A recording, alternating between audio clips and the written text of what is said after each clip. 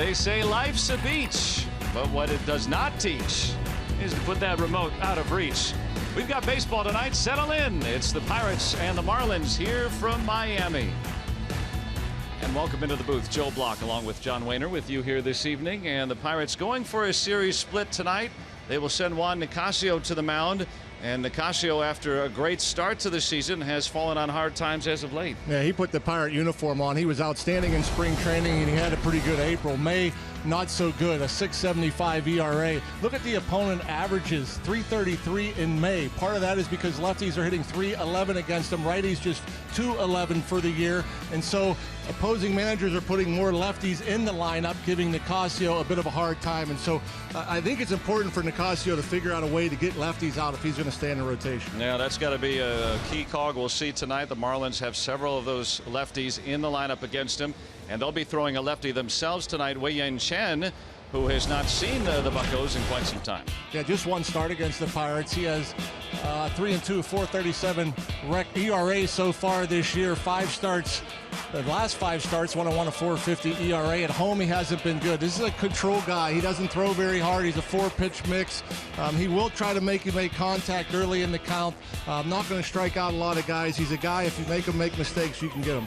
And the Pirates consequently stacking their lineup with right-handed batters, as you would imagine, here tonight. And so far, one of those, the number 3 hitter, David Freese. He has been outstanding here in Miami, hitting over 500 at this ballpark.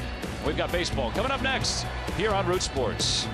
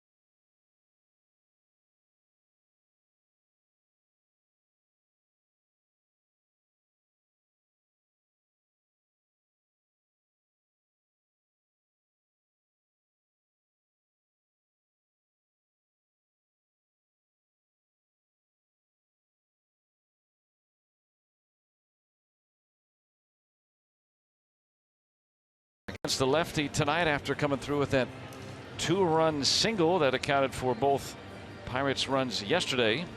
And in the lineup also tonight, David Freese getting another start. He's been so good this series. Hey, he's been very good. Getting an opportunity, the veteran really has been unfazed about it, playing off the bench. Hitting a lot of balls the other way. This one he rolls over through the left side. But he'll tell you when he's going good, he's hitting the ball into right field. He's driven balls over the right fielder's head. He's driven the ball into the gap. Just really locked in. Even when teams are pitching him in, he's still able to go that way. And in there again against another lefty where he hits 400 against the southpaw. And so Freese and the Pirates taking on the Marlins, looking to make this a series split with Juan Nicasio on the bump. He'll try to get over the hump. Coming up next here on Root Sports.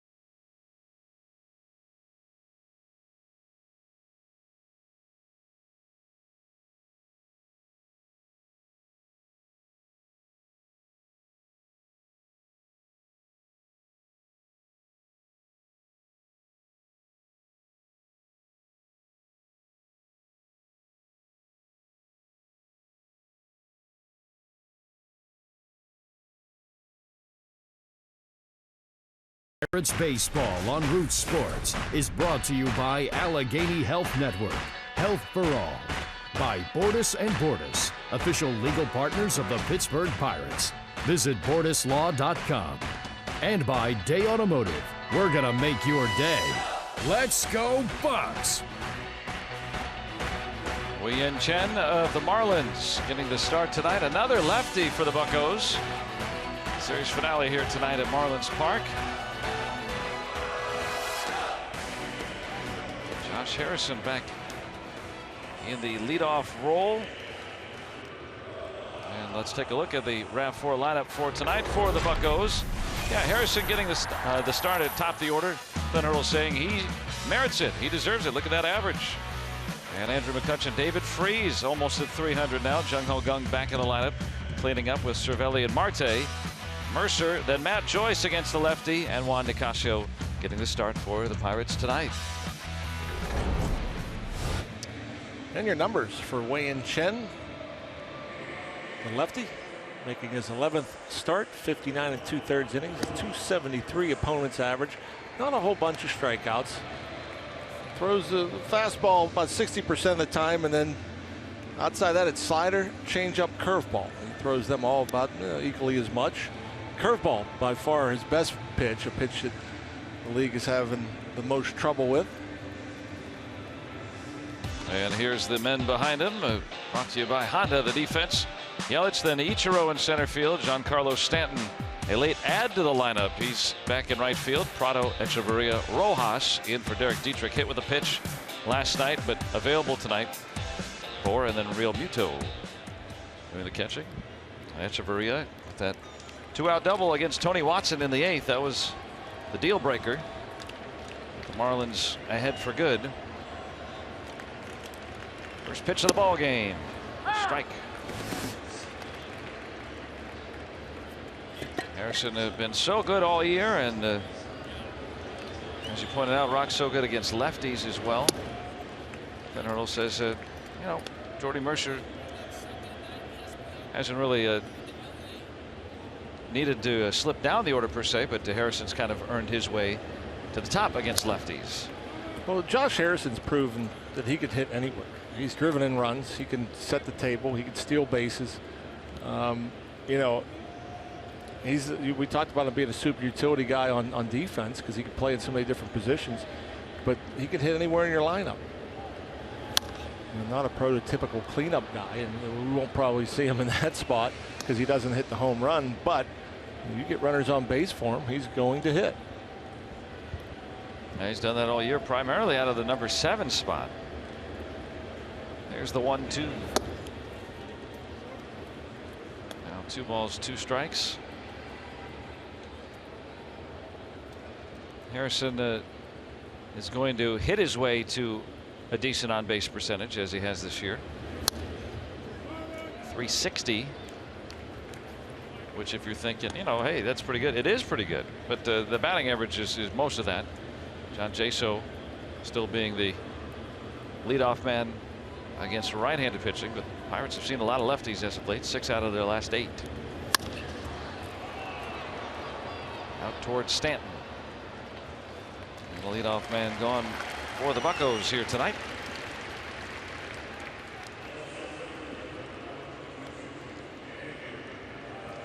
Andrew McCutchen.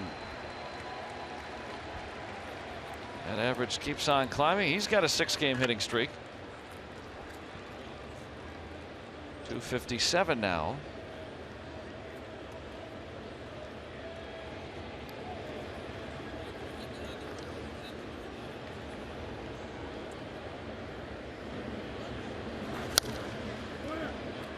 See a fastball at 90 coming right at Andrew. Chen does a little bit of movement, a little bit of deception to the delivery.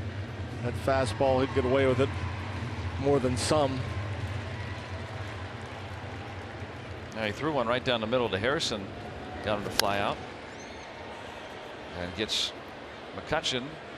Pop this one up, and 2 gone. And again, he will try to make you put the ball in play.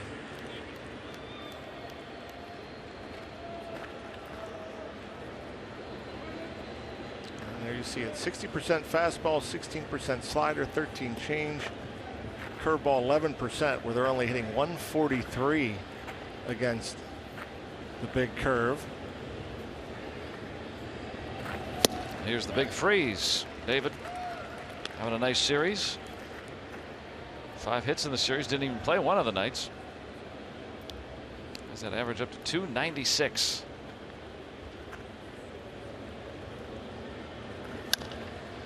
Now 2 strikes. And that curveball, you know, when you see that low batting average, is that because sometimes guys, you know, they don't really guess for it, right? I mean, you're almost always fooled by a curveball, right? No, I think the curveball is the easiest pitch to see as a hitter of all the breaking pitches. See there, David able to lay off of that particular curveball. You know, a slider, a lot of times it comes out the same plane as the fastball, and so at times you can, you know, you don't pick up that spin. The changeup looks a lot like the fastball, but obviously slower. The curveball has a little bit of a hump to it, and so that's the one pitch you can see. But if you locate it well and it has big enough break, it's going to be tough to hit. And I think, you know, for Chen, it's been a nice pitch for him. I think another thing that adds value to a curveball, if you throw it away off the plate, it has bigger break. You can get the backdoor call for a strike, because a lot of hitters, right-handed hitters, will give up on it because they see it as being outside and it hooks over the corner. And there, strike 3 on David Freese, and Chen works a 1-2-3 first inning.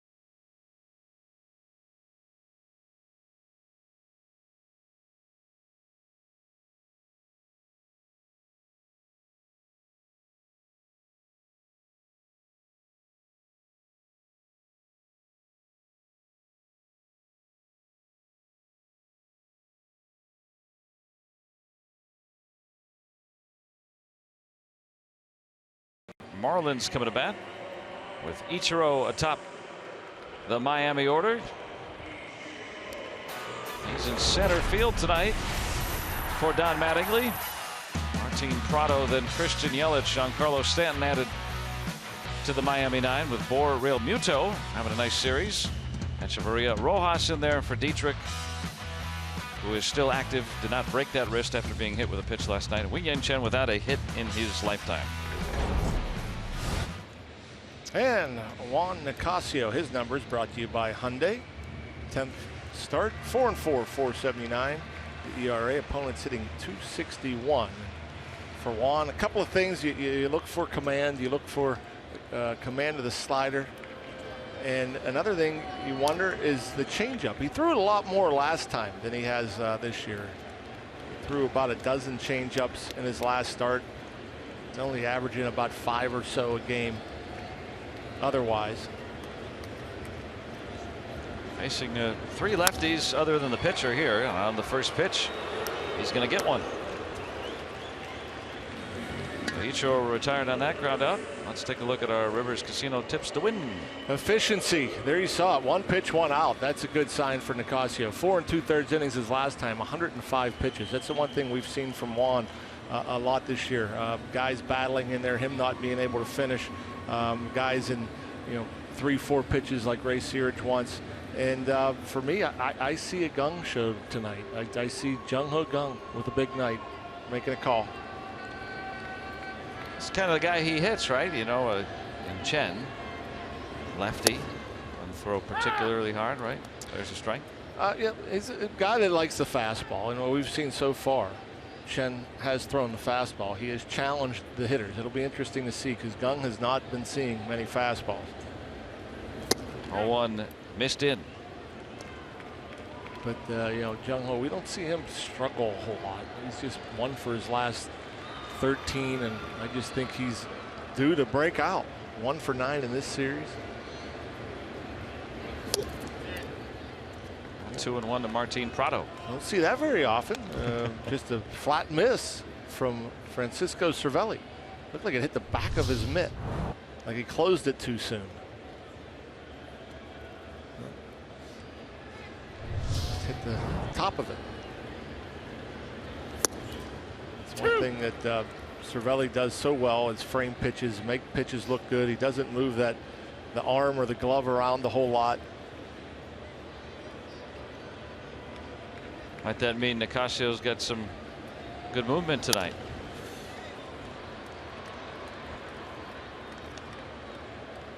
Yeah, that's it. We'll see how it goes in terms of efficiency. Another thing, his last start especially, it seemed like he'd get 2 strikes and then guys were just fouling off and fouling off and fouling off. Just couldn't put him away like that. Beautiful slider, frustrating Prado for the second out. Yeah, that slider is just a huge pitch for Juan Nicasio. That's what we marveled about it in spring training. Prado does not chase pitches out of the strike zone. No. He is probably the best statistically in baseball right now at doing that. So that was a good pitch. Especially one in the dirt. Now Yelich. Christian Yelich, .313 hitter. 5 home runs.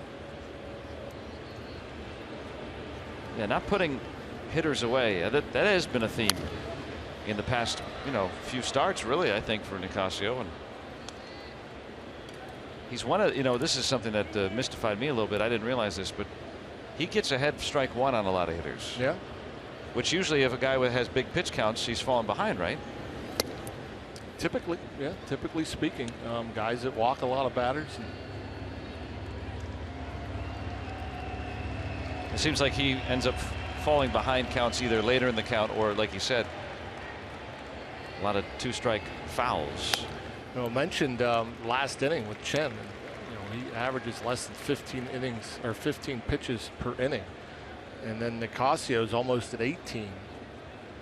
You figured that just 5 innings. That's 15 more pitches that Nicasio's throwing than Chen, which is essentially an inning of work.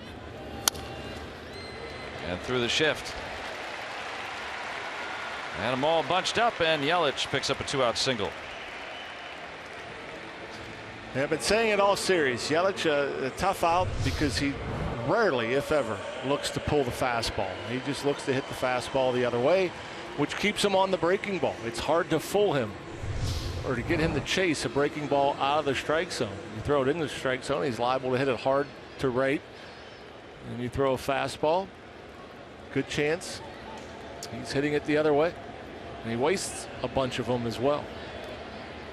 Stanton keeps the face guard on and seeing a right-handed batter, so got the stylish G for Giancarlo.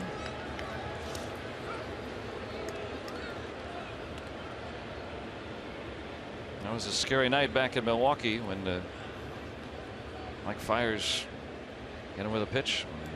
Ever since he came back, he's had that face guard just as a mode of added comfort.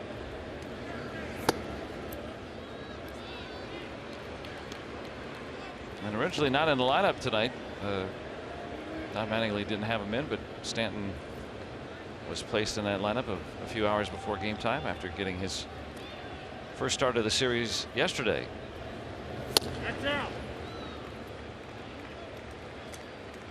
And now Nicasio behind him, 2-0. Barry Bonds, the hitting coach of the Marlins.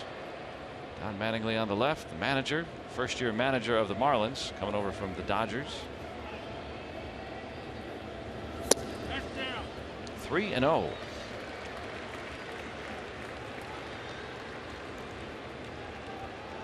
Yeah, no surprise being careful to Stanton. He's a guy where you're going to try to hit corners. And if you're going to miss, you'd rather miss out of the zone than over the heart of the plate.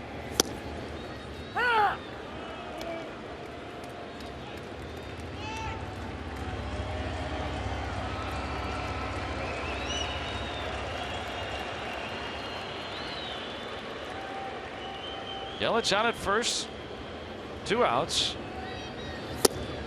Now 3-2.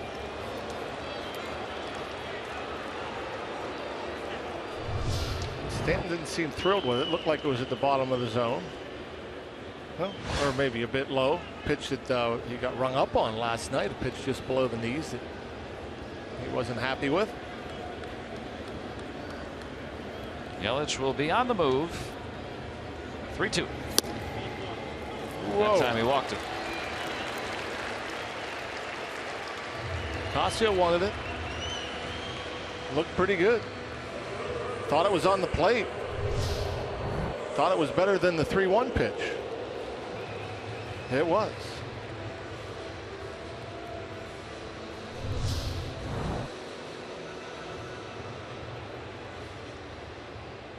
Chad Fairchild, the umpire tonight out of Wakeman, Ohio. Jim Joyce, the crew chief, over at first base. Marvin Hudson at second. James Hoy over at third base this evening.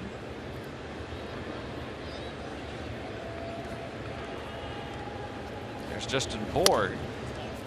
So go figure. Nicasio gets 2 quick outs, gets a ground ball, slowly hit ground ball for Yelich, but because of the shift, it's a base hit.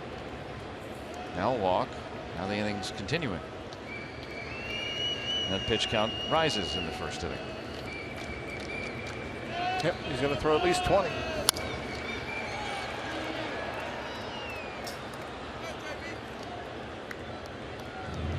Now Clint Hurdle in his last start, Nicasio was coming out 90-91 miles an hour, and he really urged him to get after it. Said, hey, what are you doing? You've got to have conviction on each pitch.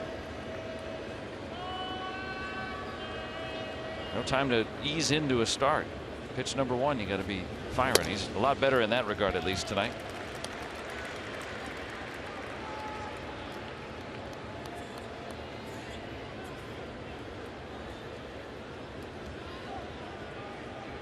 One on Bour. He has some good power. 9 home runs. You're talking about a lefties. Nicasio has had trouble with lefties this year.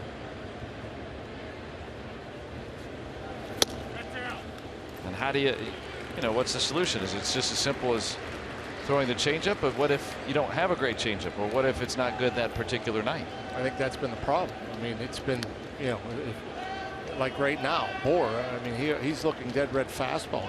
He's not going to see a changeup 3-1. Does Nicasio have a good enough breaking ball to flip it in there for a strike?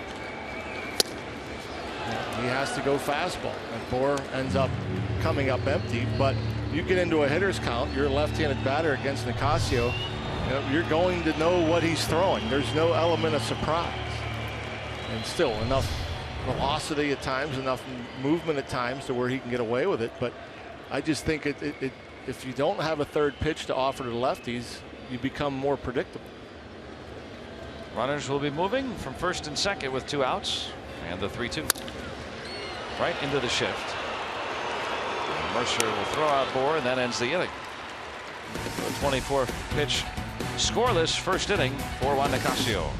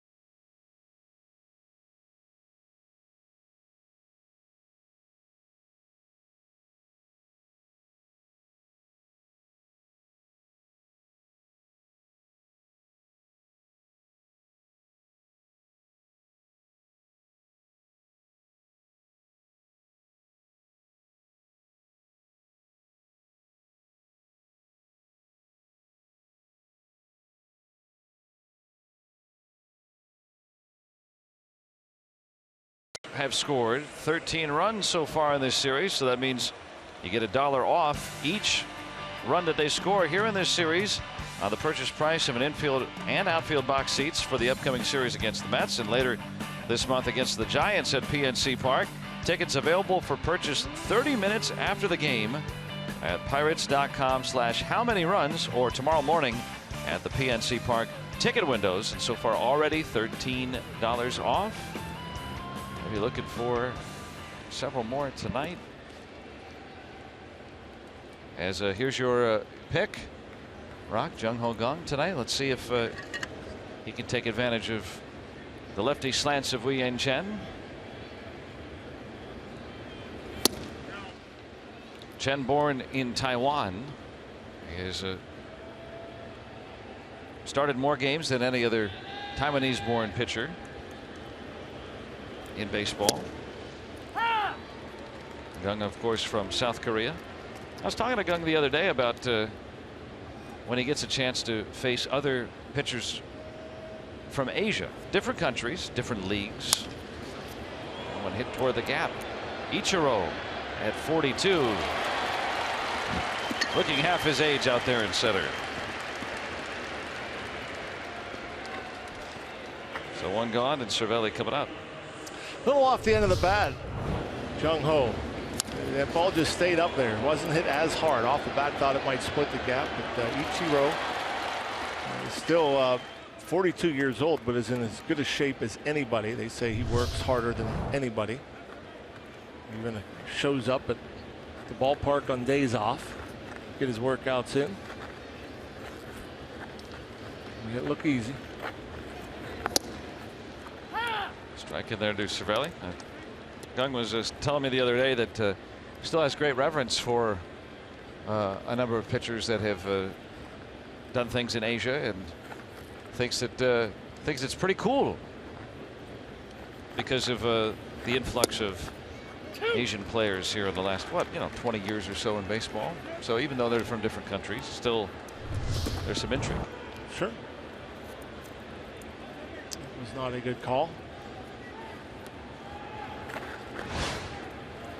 Chad Fairchild 4 years ago had the greatest percentage of correct strike calls in baseball.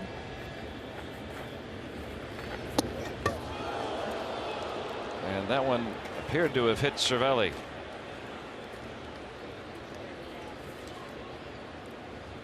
I had not seen a signal from Fairchild, and we couldn't see from our vantage point, but it looks like it hit him in the right foot. Yeah, he's not moving it very well. It's kind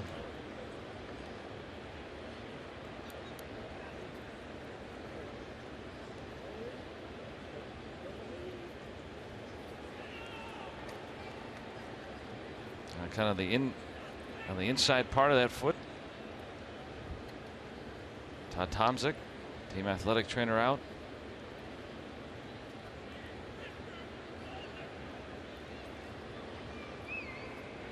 Now left foot is all protected well, but that's what, for a foul ball, right? Yep.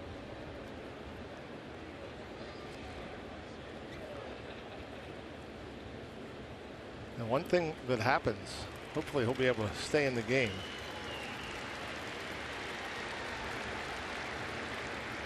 We saw with Starling Marte the other day, he got hit about in the same spot in his left foot. Gregory Polanco out of the lineup last couple of days after fouling a ball off his foot. That's a tender zone. One thing that happens when you have the trainer come out. Ouch. Right on the side of the foot. It already hurts because you got hit with a ball, but when the trainer comes out, he's going to push on it, which makes it hurt more. So typically, if you can stand it, you don't want the trainer to come out, or he's going to make it worse. Where does it hurt? Right here? Ah. Yes, that's where it hurts. Well, he's going to stay in the ball game. That's good news. Right on the side of the right foot. And so the Pirates have their first base runner for Starling Marte.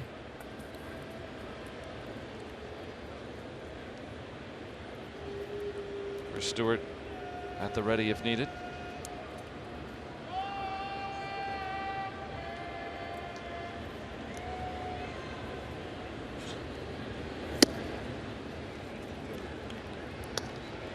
Chen's not afraid to throw that 89, 90, 91 mile per hour fastball, and he's not afraid to throw it up in the zone. And again, there's enough deception to where guys seem to just mishit it, just get under it. Like that. That's 88 up out over the plate. A pitch that you would think would get hit hard and often, but that's pretty much how he started everybody off. I mean, that's normally the red zone. When pitches are thrown in that zone at 88 miles per hour, they're usually hit very hard. But Chen, something about the delivery, something about the flight of the baseball, that he gets away with it. And again, another pitch, 89 this time. You know, we see guys sometimes throwing 96, 97, 98 miles per hour, and that ball gets turned around. It gets scorched. But yet, there are certain guys that throw that pitch up hard of the plate and get away with it. He's ahead of Marte 1-2.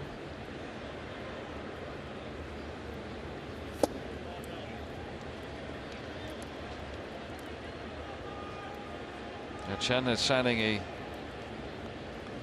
2-year deal plus a 3-year player option that he can enact at the end of next season. It could be a very rich deal for the lefty, coming over as a free agent from Baltimore in the offseason. Checked his swing. Echeverria. Always a tough play with Marte on the go. But it's the second out with Cervelli now at second.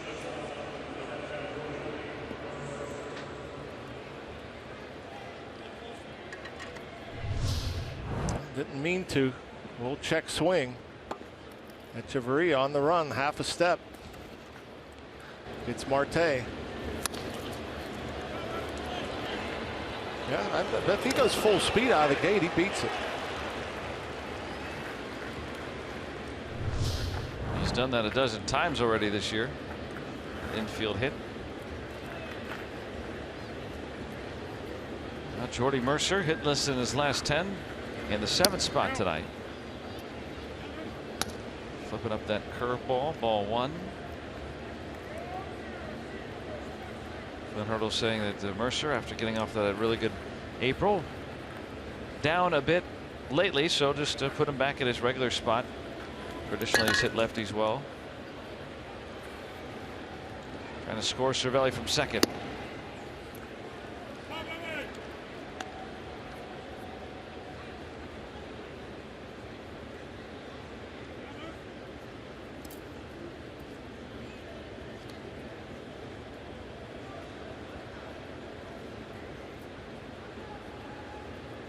Two balls, no strikes.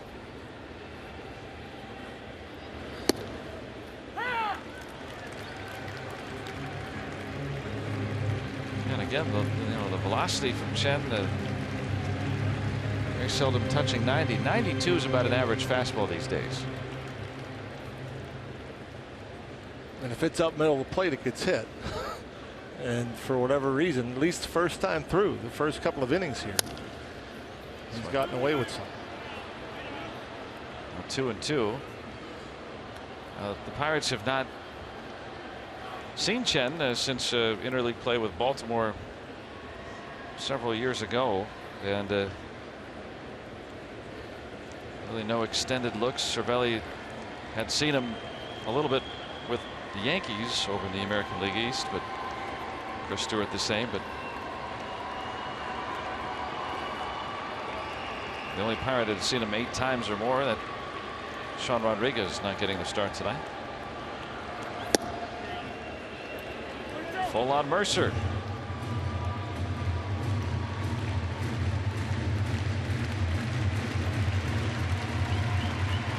Would be Joyce next.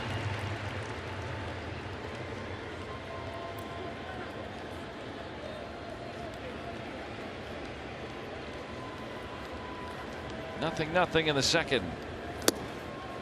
And the walk. So a hit batter, a base on balls, 2 men on for the Buccos, and Matt Joyce, who had that big hit yesterday, gets to try his hand against another lefty in a start here tonight.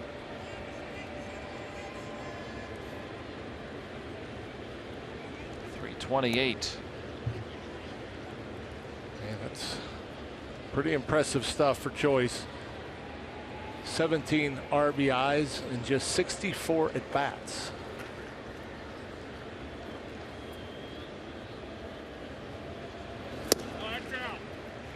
Yeah, Matt Joyce, in a very limited time, has performed well against lefties after that hit last night. 4 for 12.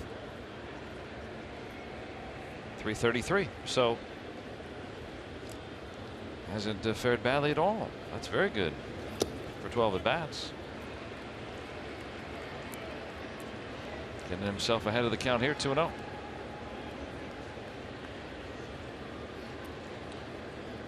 And we'll see if Chen comes after Joyce here.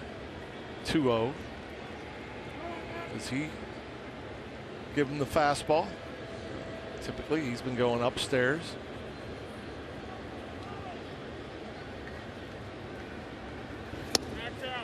3-0. Well,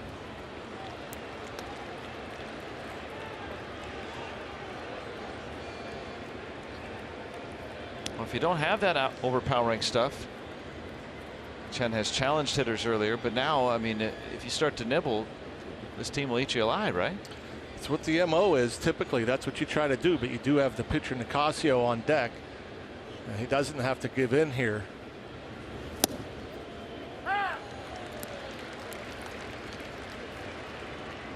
Still can throw him strikes, but not necessarily a meaty part of the strike zone, right? Well, he's not afraid to throw anybody a pitch in the meaty part of the strike zone so far. You know, He has confidence that he has enough finish to that fastball where he can get guys to mishit it. 2 on, 2 out. And now ball 4 to Joyce.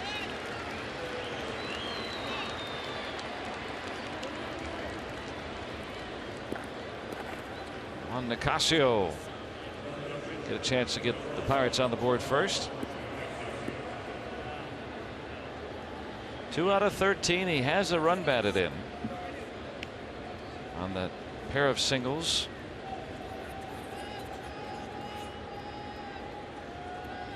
Cervelli's at third, Mercer at second, Joyce at first. Hit batter, 2 walks. No score, second inning.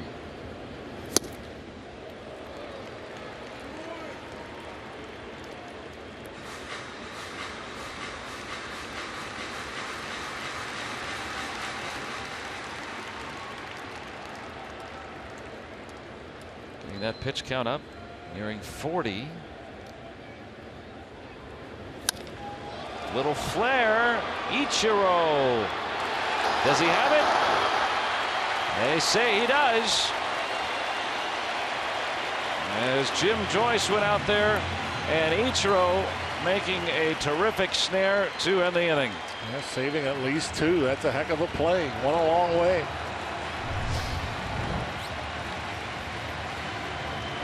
Wow. At 42, playing center field. And saving a couple of runs, keeping this game scoreless.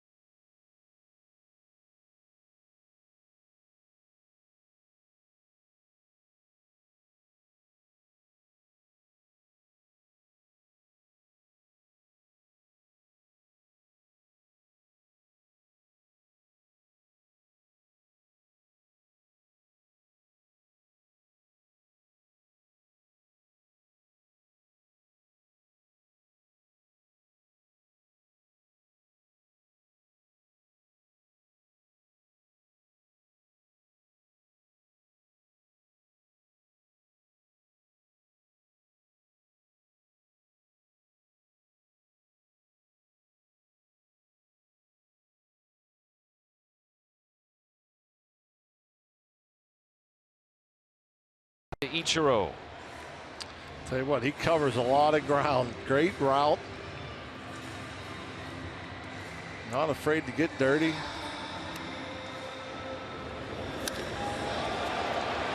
You're saying what great shape he keeps himself in. Yeah, it's pretty remarkable. He's still doing what he's doing at his age, and still swing the bat, can still run. Has pop in the bat. You know, when you see him, he's pretty much up there looking just to slap the ball around, but his batting practice, he hit the ball about as far as anybody. And for Nicasio, thought maybe he had some runs batted in there. Just a little flare, put some good contact on it, just enough. JT Realmuto. Marlins catcher was the leadoff man yesterday. Getting a 2.99.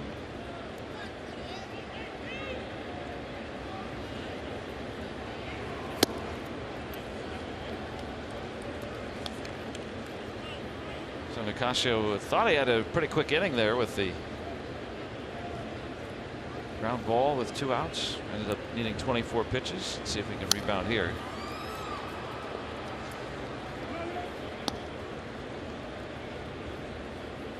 In one of those counts, 1 and 2. See if he can finish them off. Doesn't always have to be a strikeout. Sorelli wants the slider. There you go. Soft contact. Mercer, a nice play. Real Muto, even though he's a catcher, runs pretty well.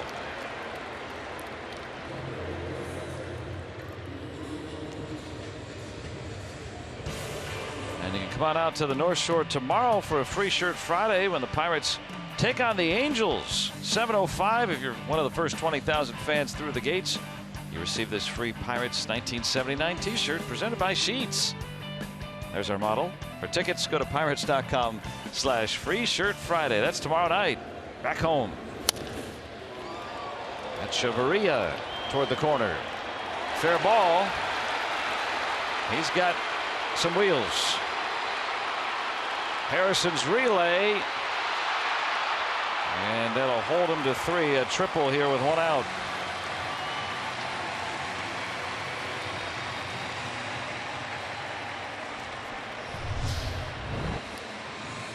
Yep, it's a pitch out over the plate, about belt high, just inside the foul line. And he was going hard right after contact. Good throw from Joyce. Jay off the mark, but I think even a perfect throw. Echeverria has himself a triple.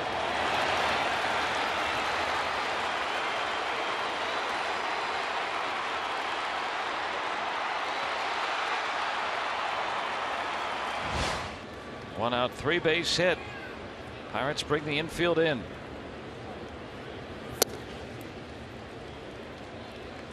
Miguel Rojas there with Echeverria at third.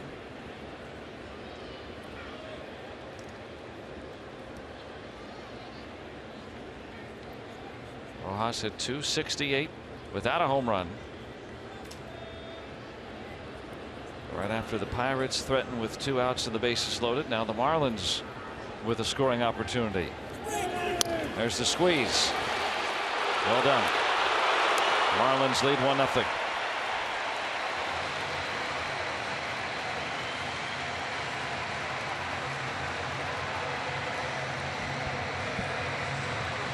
You can hear squeeze in the background as that pitch was being delivered, but too late. Timed perfectly.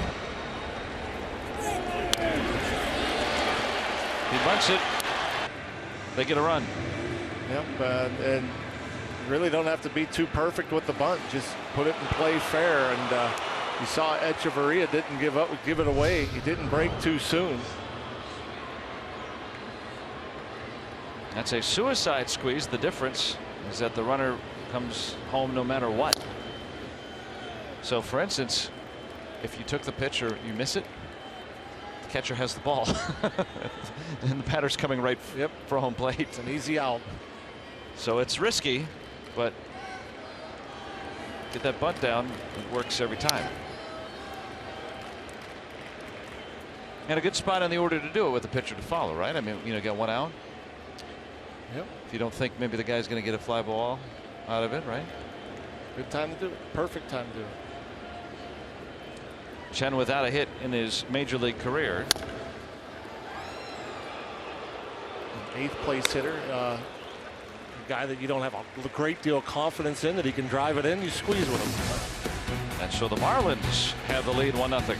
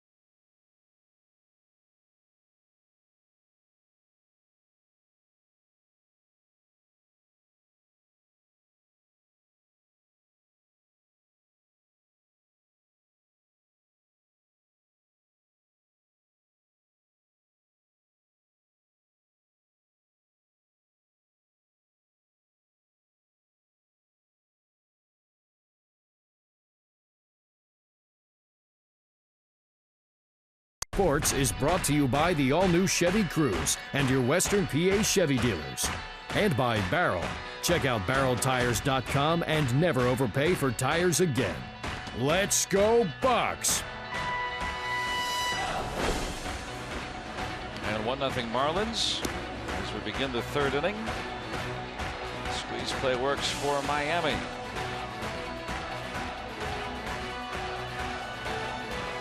Look at our Barrel Automotive League leaders, National League leaders. Batting average against left-handed pitching. Marcell Ozuna out of the lineup tonight against the righty. David Freese and Josh Harrison among that leaderboard for the Bucks.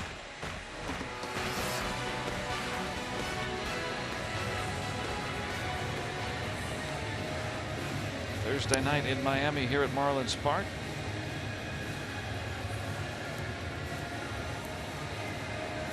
Still the newest ballpark in baseball. That'll change next year when Atlanta opens SunTrust Park in the northern suburbs. Harrison, his first time around, flat out to right. There's a Pirate fan here, had a sign before the game. Said this is his 50th Major League Baseball park he's attended.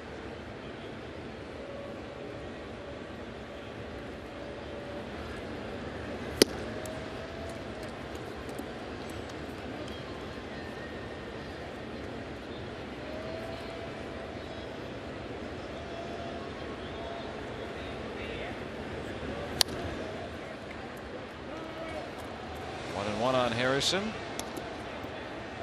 worked his way up to 5th in the balloting on the initial release of the All-Star balloting. That is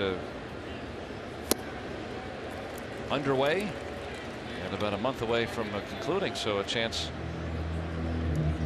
for the Pirates to get several representatives. You can always vote at pirates.com/vote. Online only these days, so if you're used to punching out those holes at the ballpark, you got to make some clicks and some check boxes instead.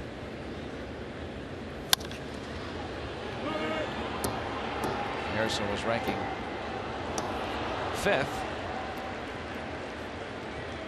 Oh. Happy got that souvenir. Bring your glove to the ballpark. Good things happen.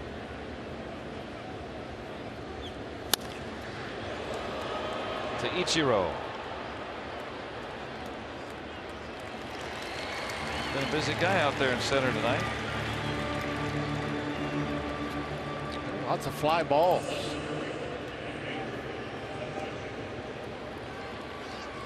All the outs have been in the air, except for a strikeout and 1 ground out so far.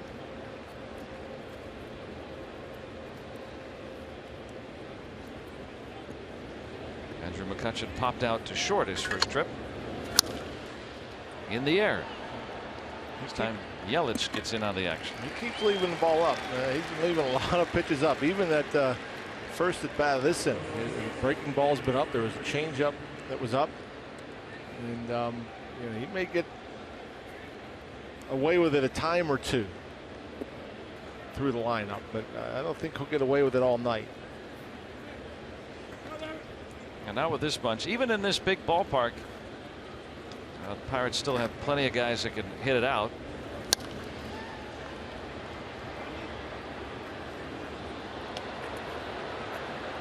Pirates slightly ahead of last year's pace in terms of overall home runs.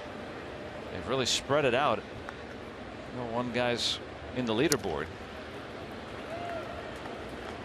but everybody has seemed to contribute.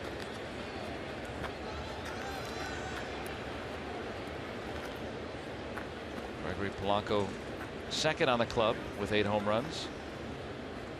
He's doing better today. He says he didn't have any real major pain in that foot that has kept him out of the lineup yesterday, fouling a ball off his foot. X-rays were negative. Getting another day off today. At least to start. 0-2 to Freeze. Plays off the curve.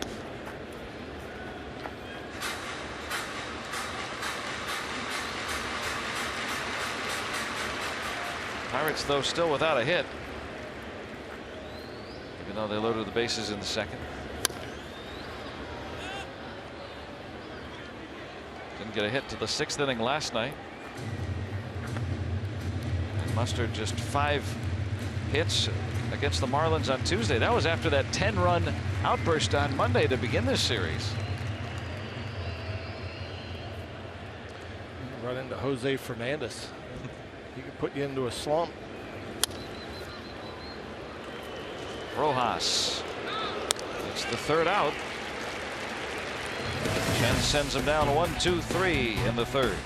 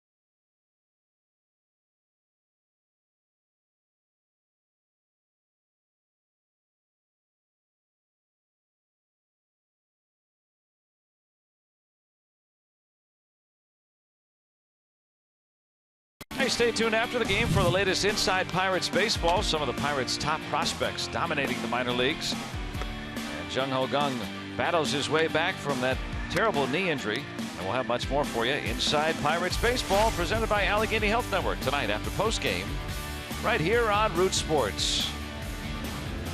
On our UPMC scoreboard, Pirates trailing 1-0. Ichiro to start things.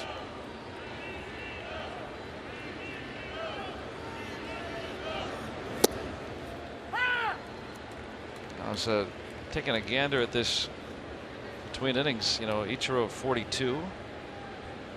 Thinking to myself, he's in center field tonight. How many 42-year-old center fielders can you think of?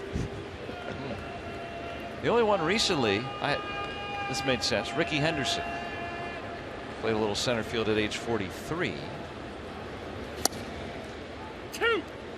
And Sam Rice, the guy who he's next on the all-time hit list at Ichiro trails, who played in the 30s, finished his career in center field at age 43. And regularly, that's it. Those are the only guys that had done it more than, you know, just appeared in 1 game or 2 games and done it. I was surprised Ricky Henderson, because even when he was young, he didn't play a lot of center field. I thought he played more left. Yeah, he appeared in 4 games with the Red Sox in 2002 in center field. And Ichiro's not an everyday center fielder by no means, but he's been in there a handful of times this year. He's going to add to his hit total. 29-64 in the big leagues for Ichiro.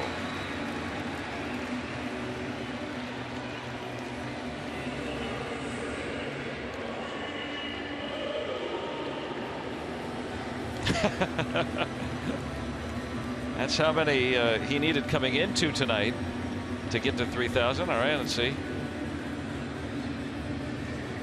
All right, honey. How do you make a 6 out of a 7? Well, what you do is you just write it underneath, honey. Plenty of room. Nicely done. Great artistry.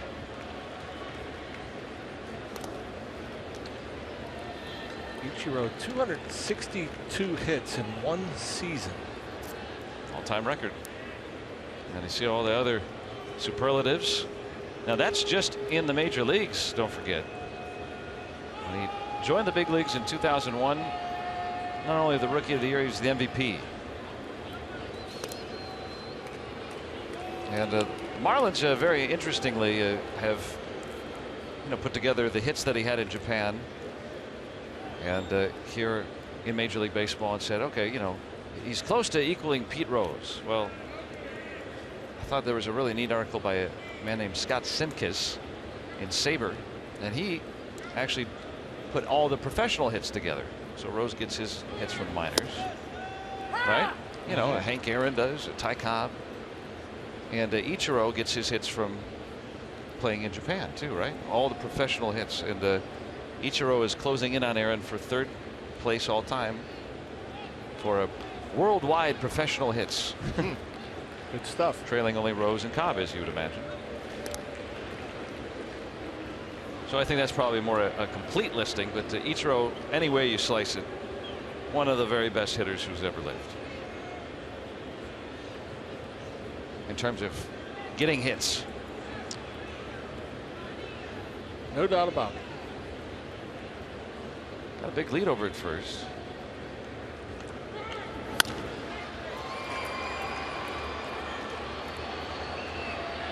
And this will be handled by Joyce.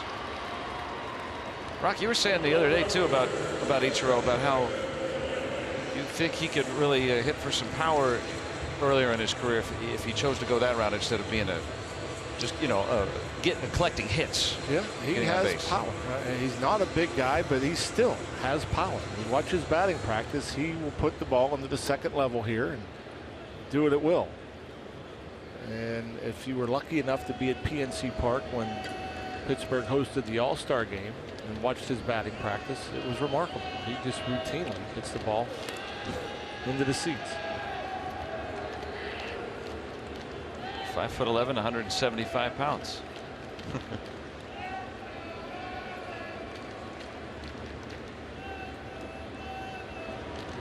You don't have to be as big as Giancarlo Stanton, for instance.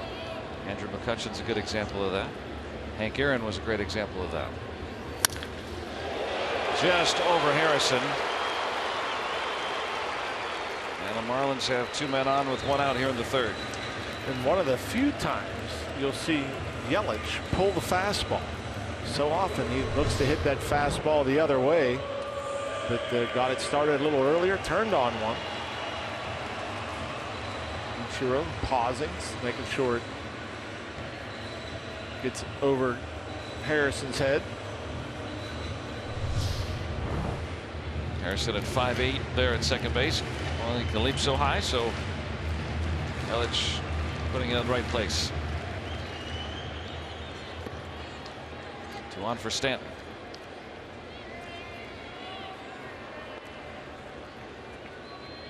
Ended up walking his first time as Nicasio had fallen behind 3-0 on him.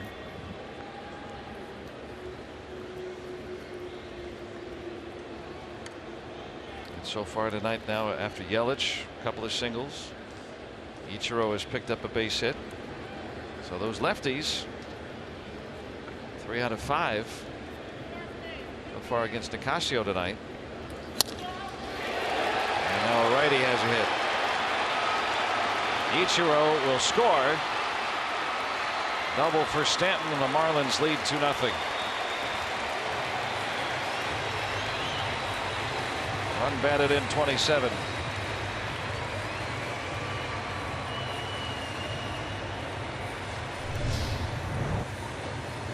Think of Stanton, you think of pulling, you think of power. You don't think of him hitting a pitch on that corner the other way, but yeah, nice and easy and fluid. short and quick and inside. And going the other way.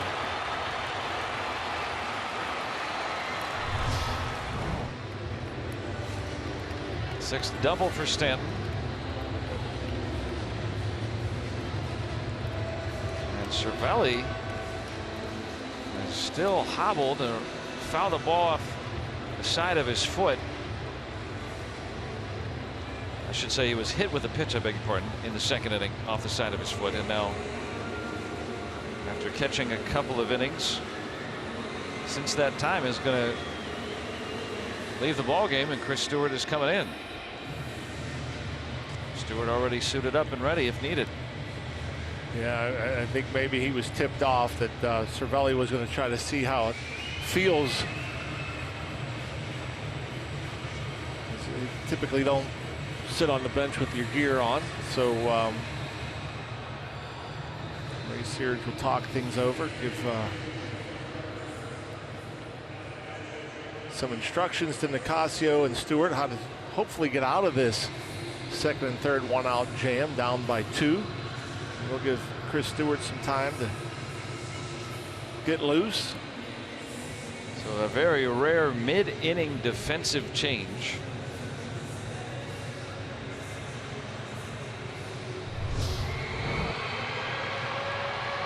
This is what happened in the second inning.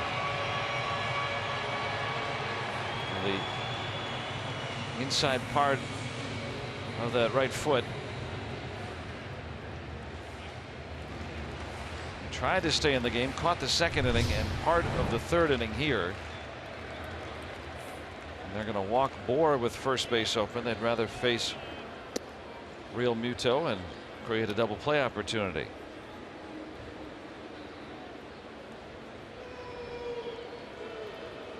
Two nothing Miami here in the third.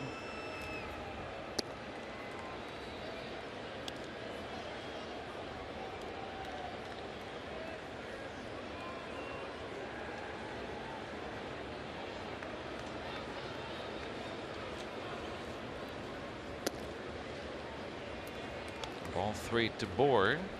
Set on the scoreboard 3-0. That's why Bohr was thinking that was ball 4. Now this one is coming. So the intentional walk. The Marlins have them full with 1 out. You hope to get the double play ball. Real Muto has grounded into 6 of them already this year.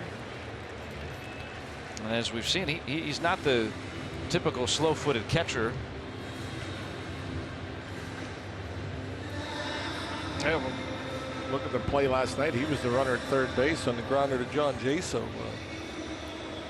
He came home firing. Jaso did, and Real Muto was able to beat the tag of Cervelli.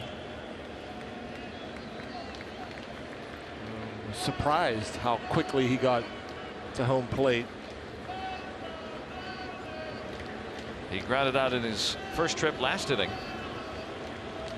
Trying to keep this one close at 2-0.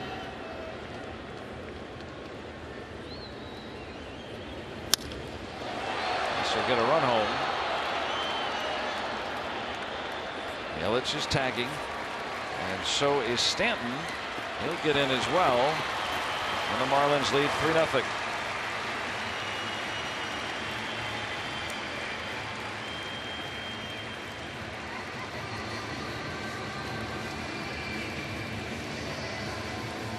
They get an out, but the Marlins get a run.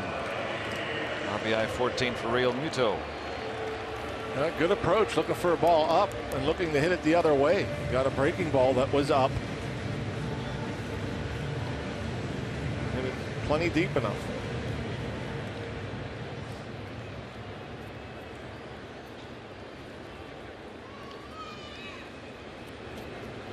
Danny Echeverria. He doubled last night in the 8th inning, tripled and scored the Marlins' first run in the second. First and third with 2 outs. 3-0 Miami. Juan Nicasio has not had an extended stretch of success in a long while now. even within an outing. This one will go foul.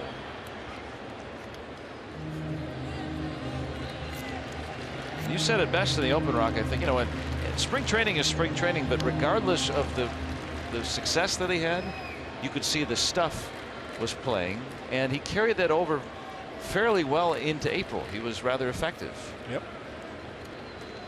And you know, everybody knows, including the players, there's been so much talk of the guys in AAA, the talent that's down there, and obviously none of those guys can come up if nobody gets hurt unless somebody is removed from the rotation. And I'm not saying it's going to happen. You know, eventually we're going to see these guys get to the big leagues. They're knocking on the door very loudly with their success down there in Indy. And you know, with Juan, and we talked about too, just the sinker slider, very effective guy out of the bullpen. Who obviously, if he ends up getting taken out of the rotation, will be a huge asset out of the Pirates bullpen. Yeah, you don't always when you make a change like that, if you do, what do you know, the starting pitcher, sometimes a lot of starting pitchers they've never pitched out of the bullpen, but Nicasio last year, a regular out of the Dodgers bullpen, and had the lowest ERA of his career. Of course, now that was also pitching in a much better ballpark than Coors Field as well. And you wonder about the workload. He only threw 58 in the third innings last year out of the bullpen. He had one start, 53 appearances. And so, I mean, can he go 150 innings? Can he go 200 innings? I mean, where's the limit, pitch or inning wise, for a guy that was a reliever last year? 2 on, 2 out. 2-2 to right. Joyce started in, but recovered in time. And that gets the Marlins through in the second after 2 runs across.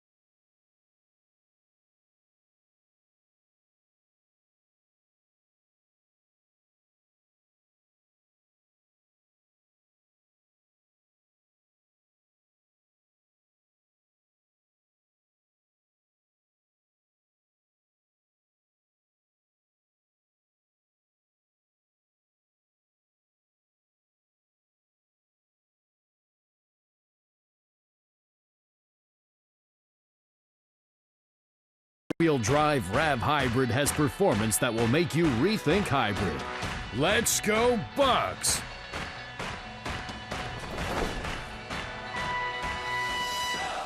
Fourth inning here from Marlins Park. 3-0 Miami.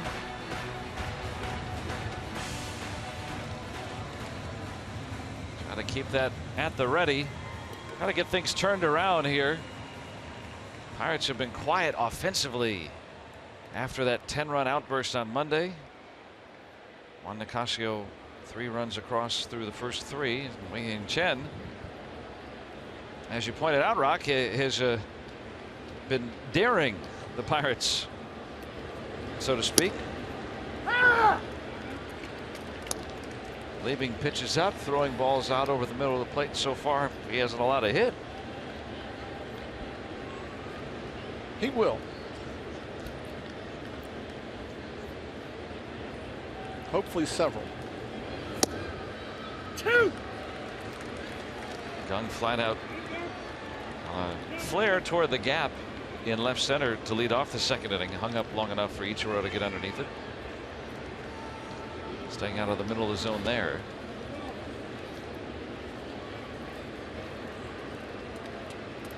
And that's kind of what you expect out of Chen. You know, a guy you see stuff-wise, velocity.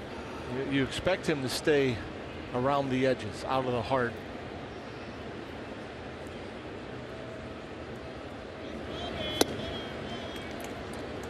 Now even on Gung.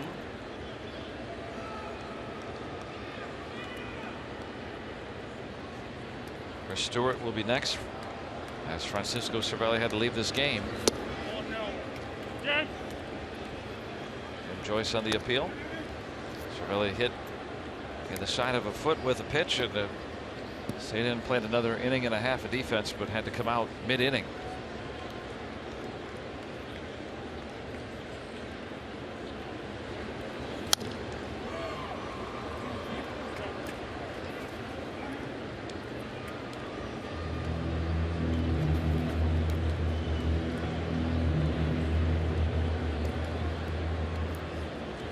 Three balls, two strikes. Blasted into center. Ichiro to the track. And he makes a terrific catch again.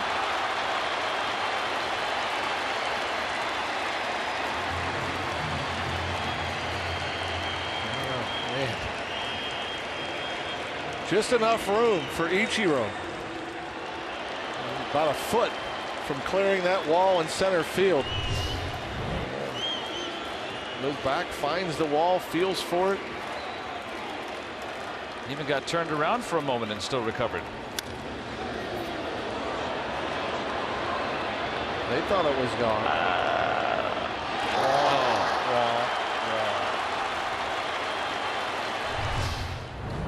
That's with that drawn in wall in center field too. This one is a foul ball.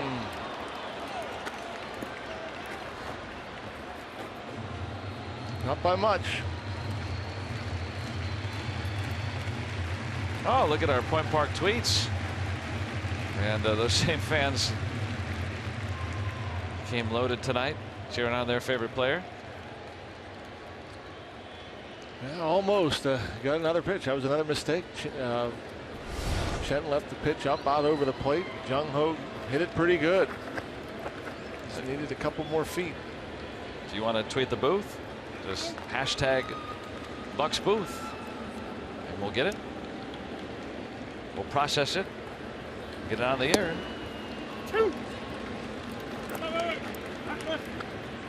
Jung Ho, a couple of interesting catches by Ichiro tonight, both pretty nicely done.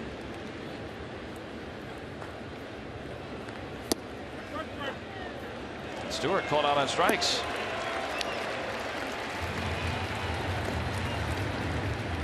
He was not so sure.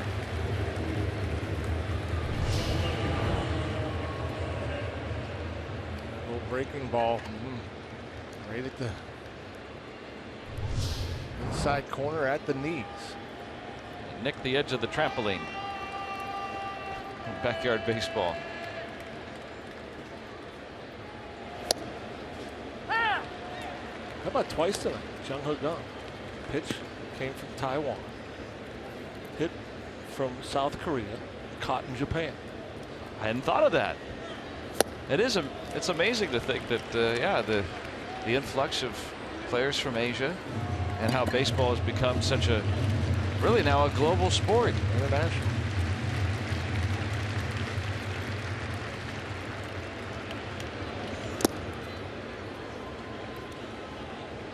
Yeah, it was I guess prior to prior to Hideo Nomo, mid 90s, probably where Japanese pitchers were and position players were very few and far between in the bigs. We get Chen, has sent down 7 in a row, and he's no hit the Bucks through 4.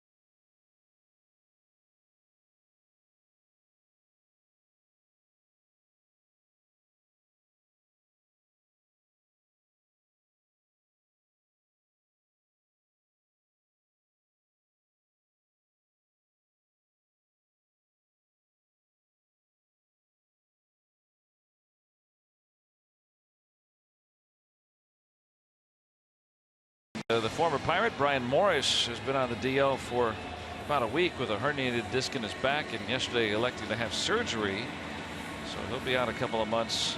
Still hoping to come back before the end of the year. And our best wishes again to Ryan Vogelsong, his wife Nicole, son Ryder. Vogelsong undergoing surgery today at Allegheny General with multiple facial fractures that he suffered after being hit in the face with a pitch. And so back home, that's the good news. He's able to go home tonight, and will be continued to be reevaluated as time goes on. Trying to figure out when he can pitch again. No one, Vogie, he'll be back. He'll be back sooner than later. Just glad to know that he's on the mend now.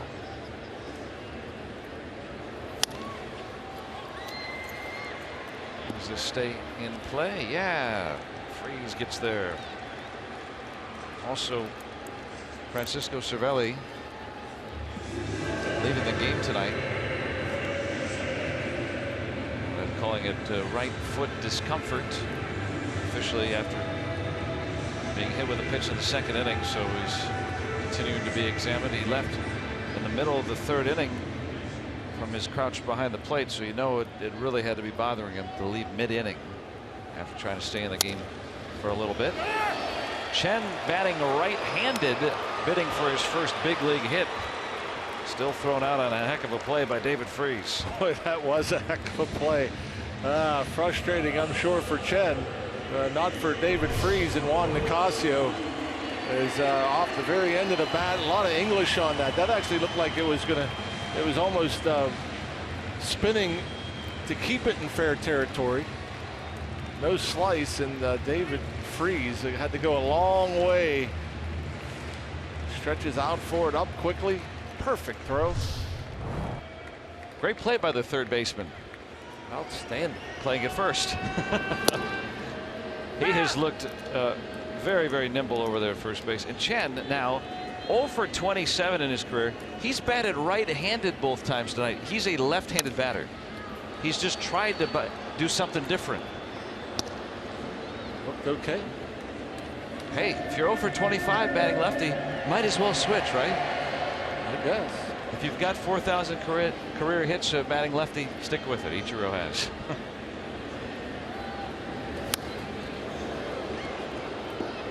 And Nicasio trying to have this be a quick inning. I couldn't imagine just batting from the opposite hand. all of a sudden just changing it one time in the major leagues. But Chen almost got that first hit. Ichiro decides to have another. He's going to try to stretch it into 2, and he'll have a 2-out double.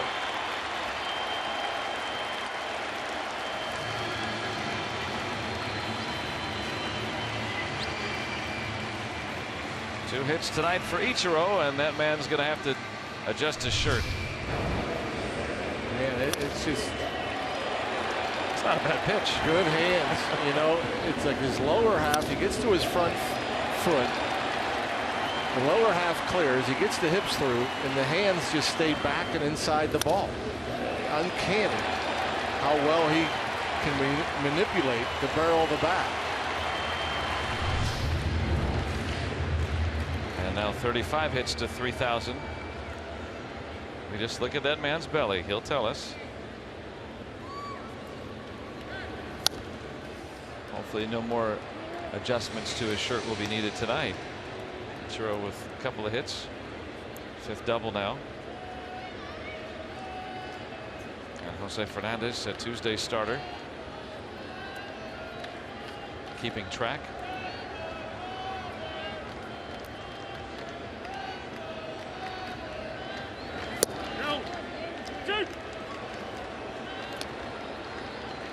Prado now down 2 strikes.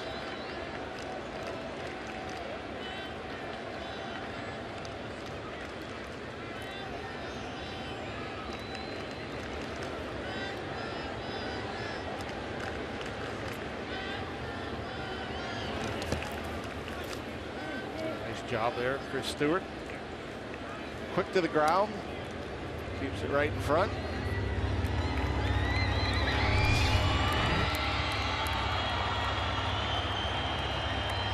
Makes it look easy. Kind of lean that upper half over the ball, right? Yep. Helps keep it in front.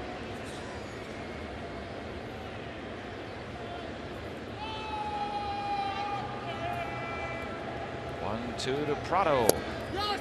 He went. And the guy who doesn't swing and miss the most in baseball, he struck out twice against Nicasio tonight. There's your update on Ichiro.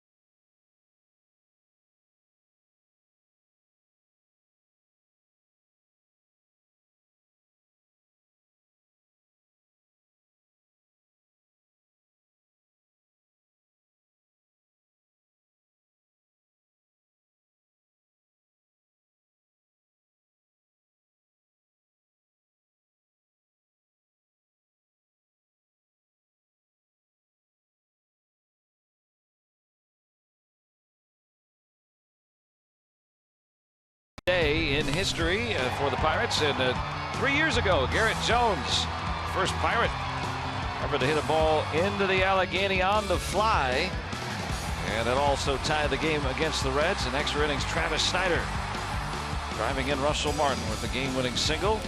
The bullpen going 10 shutout innings after Genmar Gomez gave up 4 in the first. Here tonight, Miami with the lead. Pirates without a hit thus far against Wei-Yin Chen. Yeah, back-to-back nights, slow start for the Pirates offense. So Jordy Mercer, bottom of the order, coming up. Now Jose Fernandez on Tuesday. He's tremendous. I don't care who you put out there. And then Adam Conley yesterday, who is not a name like Fernandez, but all the guys I was talking to today, including Clint Hurdle, and what we saw yesterday, I mean, fastball, slider, I mean, he was tough yesterday. Tonight, Chen, I can't say that he's been tough, but he's been very effective so far. He's gotten a lot of these, a lot of fly balls, and gotten away with some mistakes. Pitches up and out over the plate.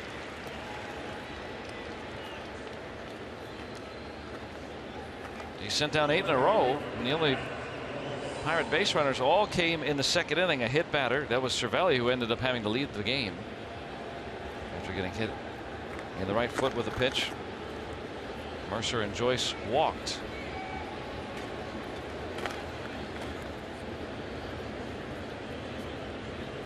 Matt Joyce in there against lefty after coming through with a hit yesterday. It only counts as 1. Joyce hit the ball twice. Kind of hard to do.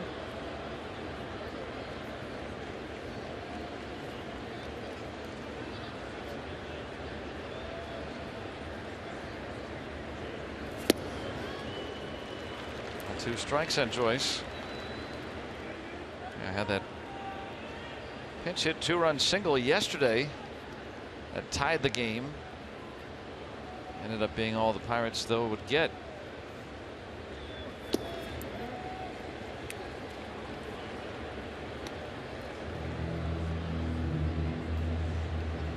Gregory Polanco should be available tonight.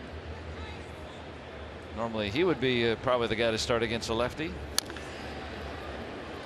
All lefty batter choices there with Joyce and Polanco.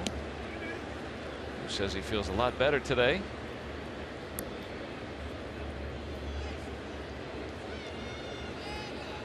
Might need him later. Another fly ball. Ichiro calling off Yelich. 2 up and 2 down in the Pirates' 5th. 9 in a row sent down. Hey, Sunday is Kids Day at PNC Park. And the Buccos taking on the Angels at 1:35. Kids 14 and younger, you're going to receive this pillbox cap. Compliments of Trip Total Media. So for tickets, go to pirates.com. Come on out and see the Pirates. Interleague play. Mike Trout, Albert Pujols, and the Angels. A rare visit to PNC Park. Juan Nicasio with the bases loaded in the second. Just a little flare into center that Ichiro caught up with.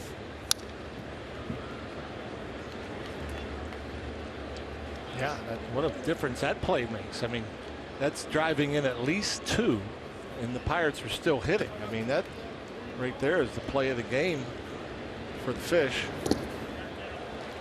And Nicasio couldn't hold up on that curve.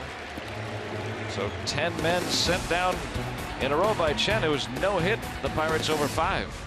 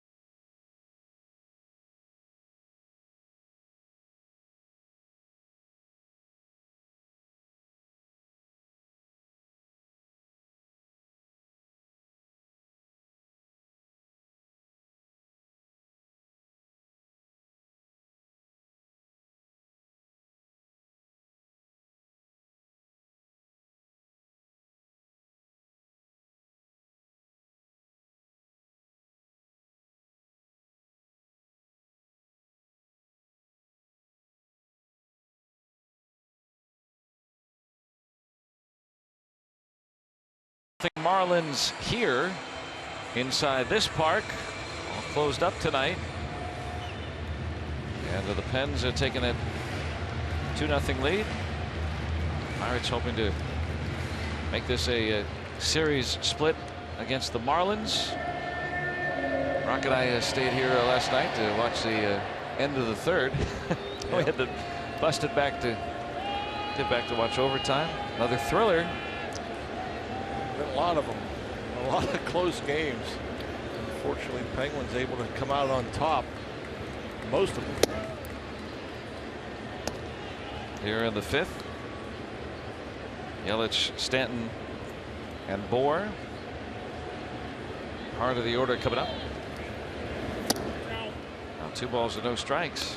Now the Pirates need to come from behind tonight to work a split in this series. Rangers took 2 out of 3 in Texas. And you might think, you know, the Rangers, division winners last year. The Marlins don't get a whole lot of attention. Not before this season, and really not even during the season. They have been pretty much above 500 the whole year. Leaping snare there by David Freese. Nicely done. Atom ball. It's a double. Freese times the jump perfectly. It's like the slider. Yeah, that's down in the corner for at least 2.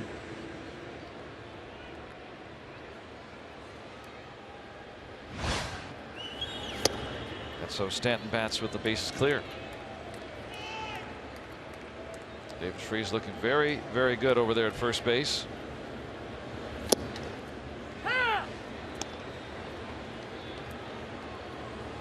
Stanton tonight, a walk, a run scoring double.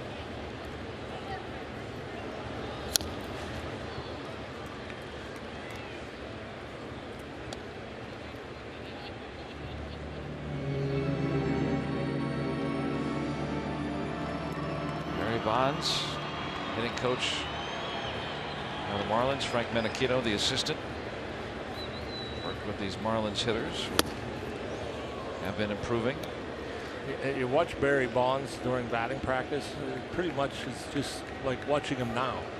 Just stands there, observes. You don't see him talking a whole bunch.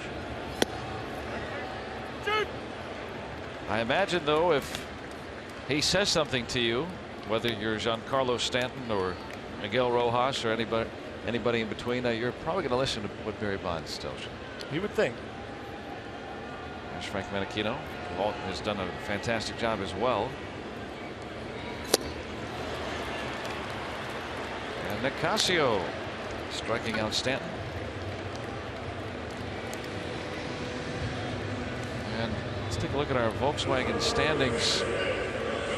Mentioning the Marlins, you know, they're only 4.5 back. They're a game and a half out of second place, which the Mets, Pirates are the wild card teams at the moment with 109 to play. But Don Mattingly in his first year as the skipper has had them playing better than expectations. And they're showing it against the Pirates here in this series.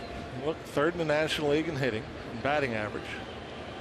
Middle of the pack, a little top half of the pack in pitching and ERA, actually just ahead of the Pirates in terms of ERA. They're just under 4. The Pirates came into the game with an even 4 earned run average. Part of it is, you know, a free agent acquisition like Chen, bringing him in. Some of their younger pitchers have started to be competitive. Yeah, you know, you're always going to have a tough time against a guy like Fernandez, and that Conley live watching him last night, impressive, very impressive. The ball was jumping out of his hand. It had life, it had movement. He was pounding the ball in for the most part, and when he missed, he usually missed off the plate, not over the heart of the plate, which I think is always key.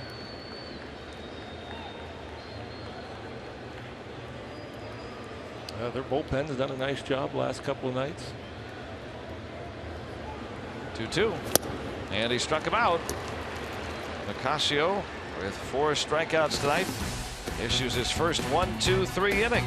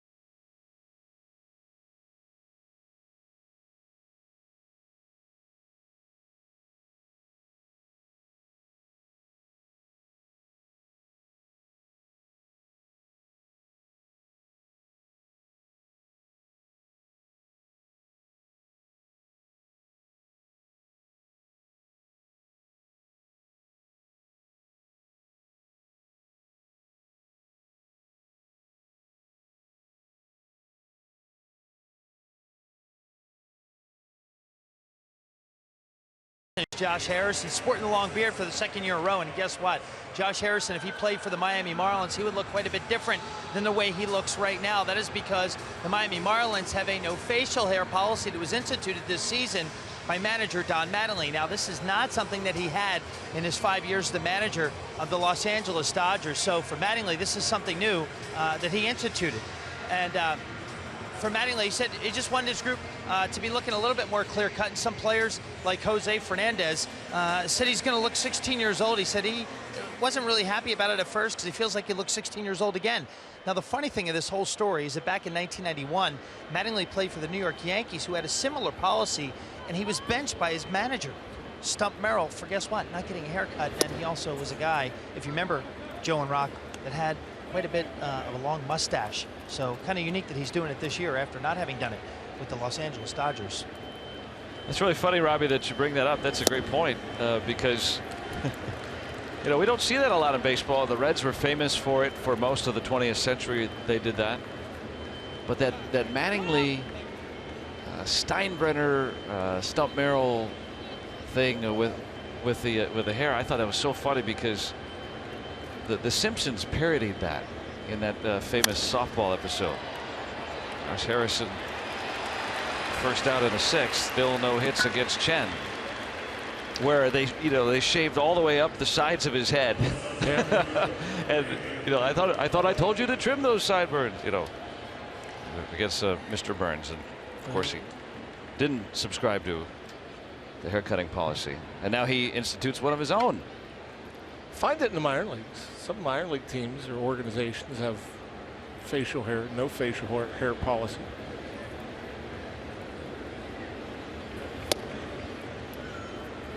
The Marlins have had some form of that over the years, on and off. Did not have it recently. They've had a lot of different managers too. 8 this decade already.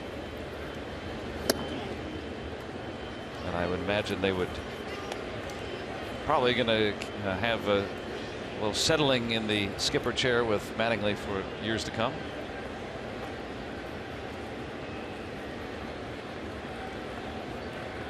Andrew didn't like being pitched in, it didn't appear. The first 2 pitches this at bat. And I figured he might come out of his shoes, and I think Chen did too. Chen knew that he wasn't happy after that second pitch in particular was way inside, and so Chen pulled the change up. Big cut from Andrew just out in front. Now 3-1. Chen has sent down 11 men in a row. Pirates still right for that first safety, first hit. There were no hit into the 6th inning last night. And that is really, the Pirates are one of the teams that you go, really? How could they be without a hit into the 6th inning on any night, let alone back-to-back nights, because this has been one of the best offensive teams in baseball. Especially the pitches. That last pitch to Andrew McCutchen was from center cut, 83, middle. He is getting away with a ton of pitches. And that's not just this inning or that instance. I mean, all night. All night. There's been a lot of pitches up, a lot of pitches middle. And he's gotten away with a bunch.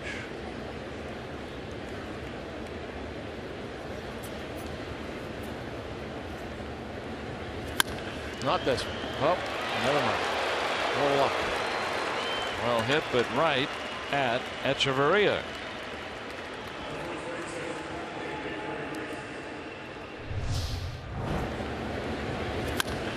Hard hit ball to this inning. 2 line drives.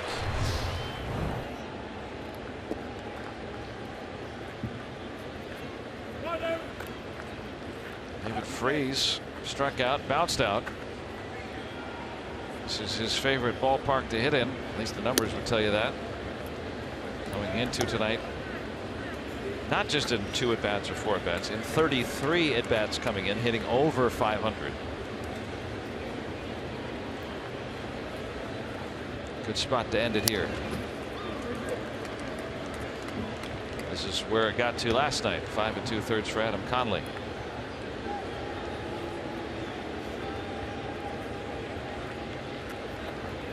Don Mattingly doesn't let Chen go very deep in the ballgame pitch-wise. 89.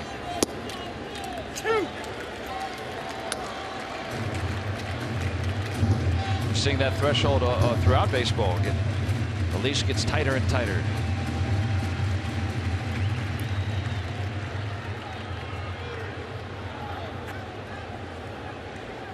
1-2 to Freeze. He struck him out. Wei Yang Chen has retired 13 Pirates in a row and has no-hit them through 6.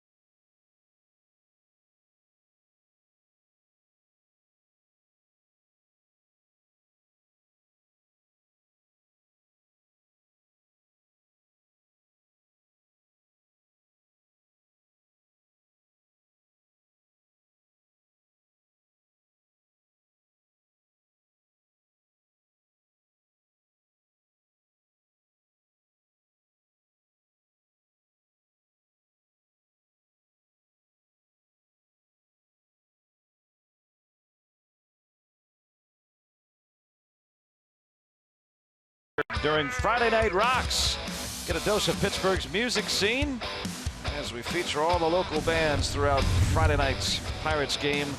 Friday Night Rocks continues tomorrow when the Pirates take on the Angels here on Root Sports. No hits through 6. And late entry into the ballgame as Sean Rodriguez is jogging out to left field as Andrew McCutchen is going to be leaving the ballgame. Andrew McCutchen looked like he was, he didn't look comfortable when he came out of the, or came off the field after that line out. And he's kind of had a on and off, it seems like he's fussed with his hand a lot here and there throughout the last couple of weeks. Down and away, ball one to Real Muto. So Sean Rodriguez in and left. And Marte swinging over to center. It's the second bucko to leave the ball game tonight. Let's see if we can find anything here. And right hand he's got clenched.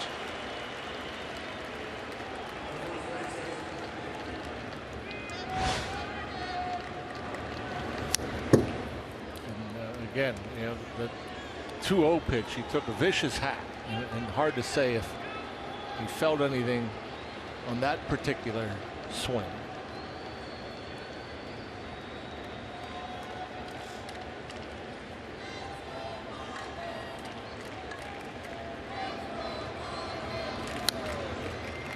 Still 1-2 on the leadoff man, Real Muto. Cervelli leaving the ball game tonight, hit with a pitch in the foot. Andrew McCutchen leaving the ball game now. Glenn Hurdle's club without a hit through 6 innings against Wei Yan Chen.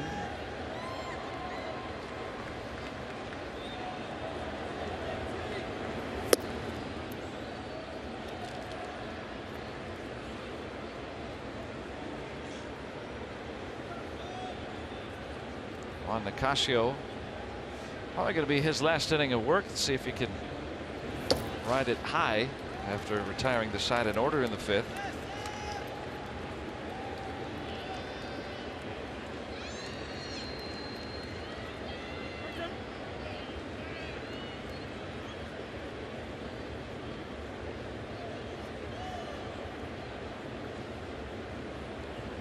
Three-2. He walks the leadoff man. Let's take a look at our Point Park tweets. And David Freese played over there at first base. Matt, everybody clap your hands. Alex Freese looks like a natural at first base. That's a good point, Alex. Warren saying, what a play by David Freese over there. Glenn Hurdle says he really likes Freese's defense at first base.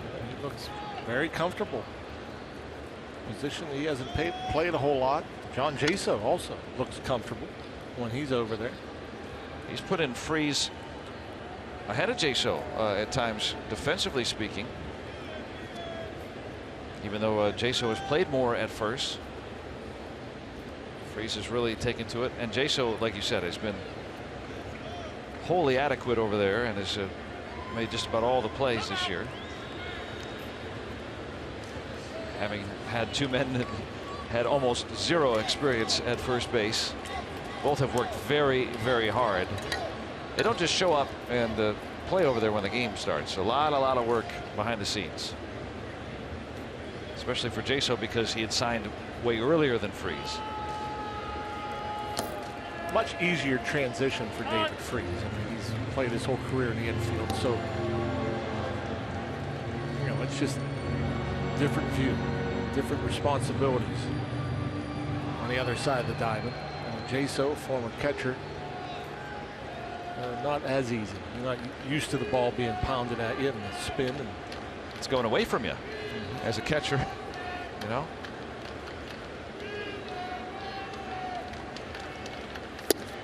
Two 2-0 to Echeverria. Nicasio has fallen behind the first 2 hitters. Stewart has had to take over behind the plate. Wei Yan Chen has sent down 13 in a row. No hitting the Pirates through 6. Got to keep it here at 3-0. Gives the Pirates a chance in the later innings still. And the Marlins, remember, they've used their top relievers in the last 2 games because they've had close leads. If you get to the later innings again with Chen's pitch count at 90 already, he's going to come out at some point. Do they go with those guys a 3rd straight day? Now, sometimes some managers don't want to do that. Only if it's close will that come into play. Have to keep it close. Hard to win baseball games when you're trailing late.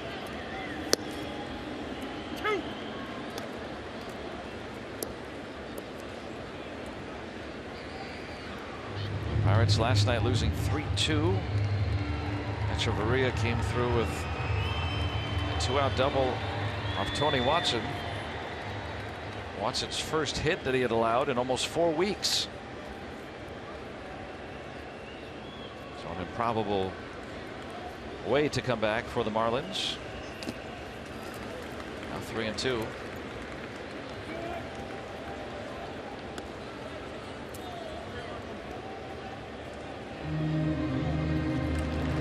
Rob Scahill getting up.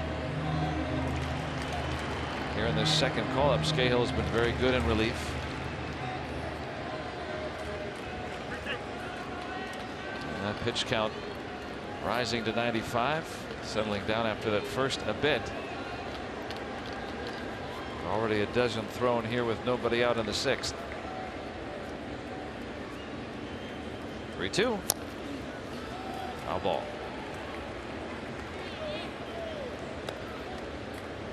Hard to tell if that was a slider or a changeup. 87 miles per hour.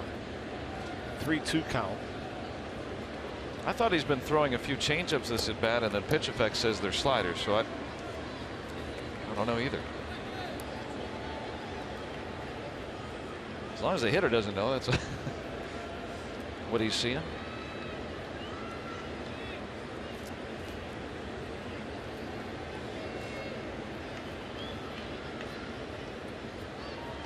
Real Muto running.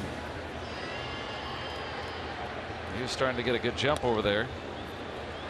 And some happy feet. Open up a hole with the full count. Still think I think it's like 18 straight games now with the Marlins without a stolen base. That sounds about right. They only had 7 attempts in May. Didn't have any last night. And without D. Gordon suspended until the end of July, that probably is not going to change very much. That's what Don Mattingly was saying the other day. We just don't have the personnel. Real Muto has stolen twice this year. He's running again. Hit to right. Joyce will get the out. Real Muto plenty of time to retreat. And 1 away. And the 15th pitch of the inning by Nicasio. Running play by Joyce. A few good at bats from Echeverria. 3rd hard hit ball of the night. I got the number 8 hitting Rojas. Chen is out on deck, so Nicasio, if he can work quickly through these final 2 men. 3 runs over 6. Technically a quality start. An improvement on what we've seen lately. And you know, the litmus test is, hey, are you keeping your club in the ball game, and are you keeping the bullpen from, you know, being overtaxed?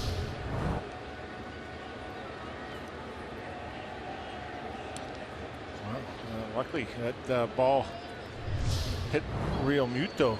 Otherwise, he gets at least to second base.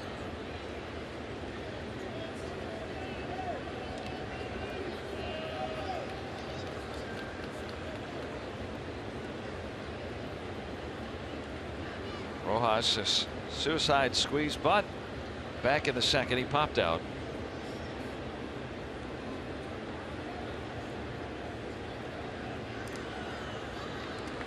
Real Muto back.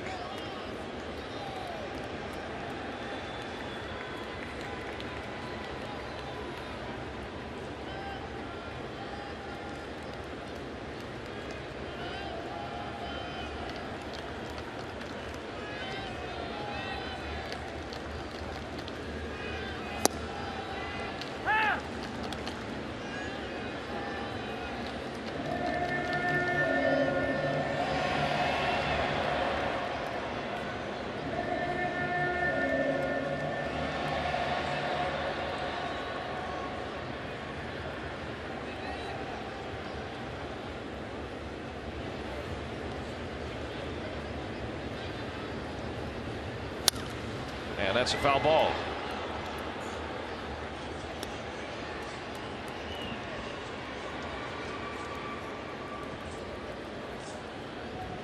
Now we're getting told that Andrew McCutchen leaving the game tonight with right thumb discomfort.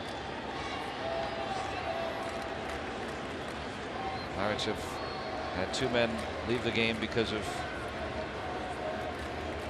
discomfort tonight.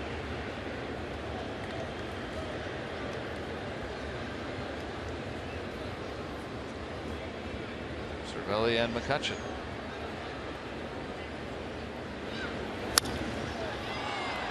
To center, Marte gets the second out.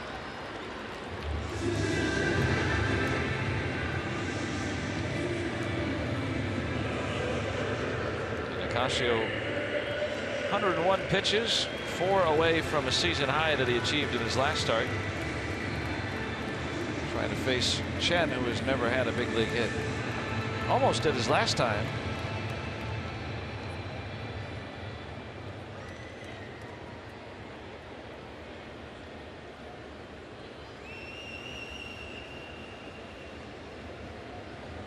Chen 0 for 27 in his career, batting right-handed tonight because why not?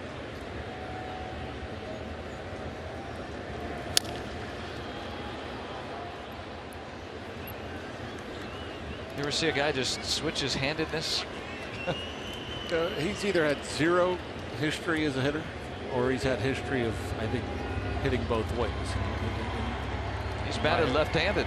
I'm not talking about in the big leagues. I'm talking about in his life. Because yeah, that swing doesn't look like he's never tried that before.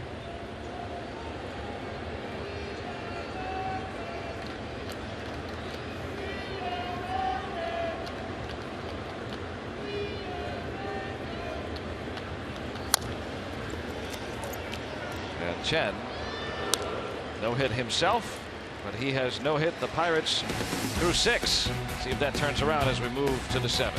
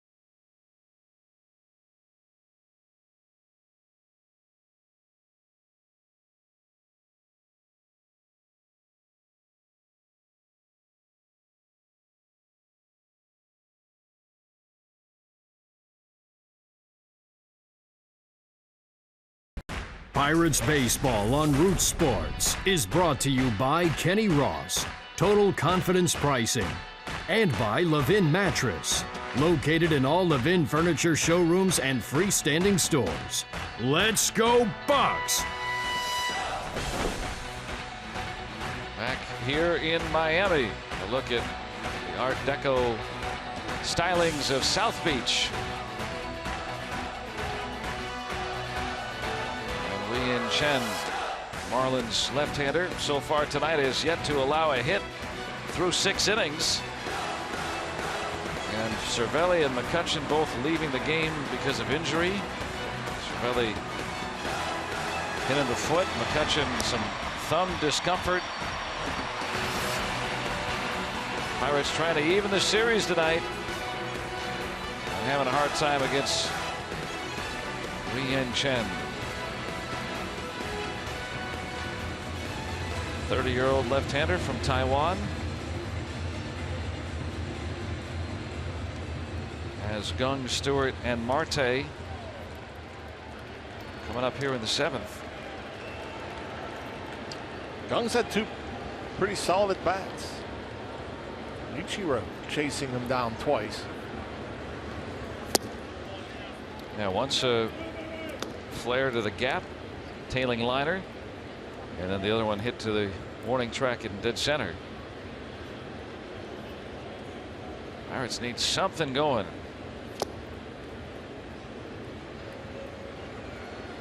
Here in this atmosphere that quite frankly can be quiet at times, and I wonder if that's sometimes just subconsciously, I mean, you know, kind of just lull you to sleep a little bit. Not quite literally, but Yeah, I think as hitters, I mean, atmosphere matters at times. I mean, you'd rather be in front of a crowd where there's energy, electricity, whether it's cheering or booing. I think you feed off of that a little bit more than silence, echoes.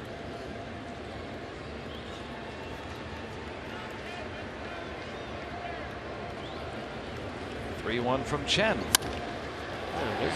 And there's the first base hit of the night. And it might be more. Young will get into second base. And the no-hitter is over for Wei-Yin Chen.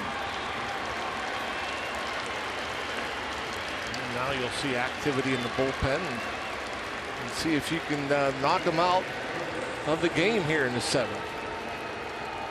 Chen very seldom even throws 100 pitches in a game. Little breaking ball, and Jung Ho, nice job of going down and cracking that ball right off the barrel.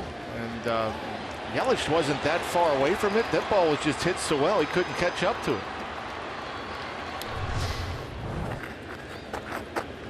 And then you said it. He wasn't going to throw a no-hitter. I mean, just watching the stuff and everything else like that. I mean, there's been enough balls hit hard against him, and you knew he wasn't going to continue to no-hit the Pirates. Just Yeah, we've been kind of flummoxed why all night that he's been effective, quite frankly. I maybe more than you, but I just you know, pitches left up in the zone, not anything of great velocity, but you know, I always like to talk to the hitters, you know, either after the game or usually the next day or whatever. What were you seeing? You know, and obviously if they're not getting a whole lot of great swings even against those types of pitchers, then like you said, there's some sort of deception or something else that makes it a little bit more difficult. it's definitely some deception. Something a little different about picking up his ball, the carry to his ball. I mean, the stuff is what it is. I mean, he's throwing how he's thrown pretty much his entire career. I mean, the average velocity wise is, you know, it's 90 miles per hour. And there's a reason why he, you know, is a starting pitcher in the major leagues, despite only having, you know, below average velocity. And it's, you know, even his secondary pitches, it's not like he has a devastating changeup or a filthy slider or curveball. You know, he relies on deception and location, and you know, at times his location was really good tonight, and at times it was not. There was several times where he got away with some mistakes.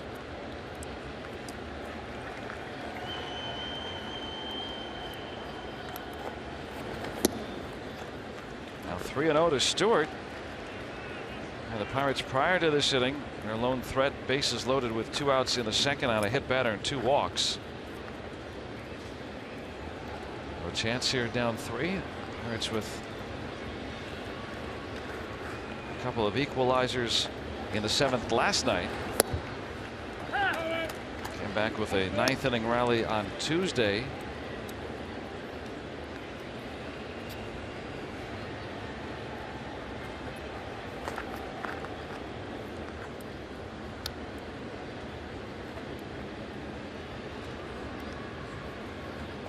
3-1.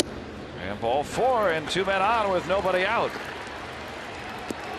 And let's go back to the studios with Rob King. He's got a game break.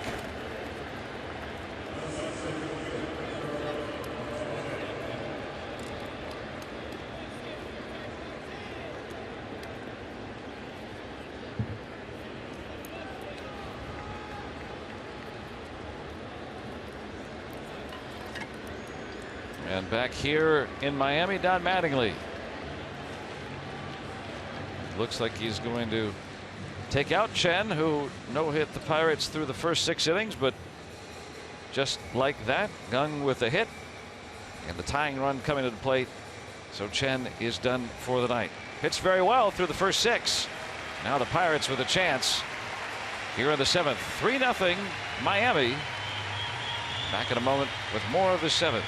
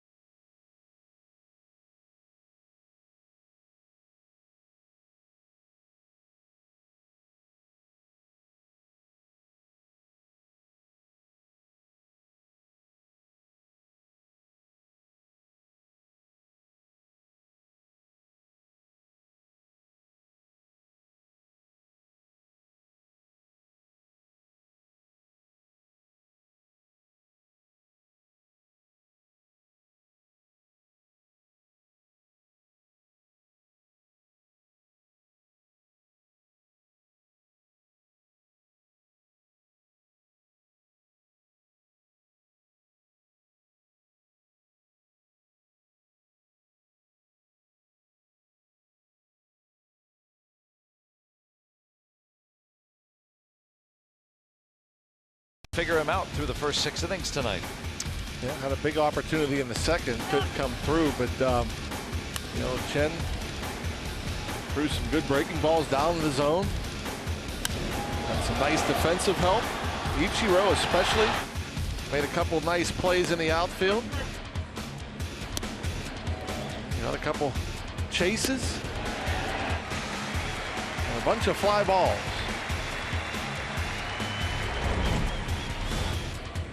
So through 6+ tonight, just the 1 hit, but responsible for both men aboard, tying a run coming up here in the 7th.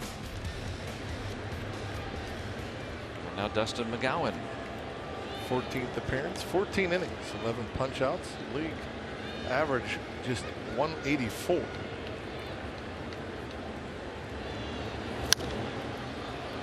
Marte 0 for 2 against Chen. And McGowan, the longtime Blue Jay who had so many injury concerns throughout the years and could really not get healthy as a starting pitcher, but given a chance to work out of the bullpen here in Miami after not much time in the big leagues last year with Philadelphia. I was wondering what the Marlins would do after using their top relievers the last couple of nights. Might try to use them sparingly with the lead here. Wonder if the Pirates will capitalize. Hung up there for Stanton. That's the first out. Bad luck there for Starling Marte. Pretty good approach there on a breaking ball. Stayed back on it. Hit hard, but Stanton right there.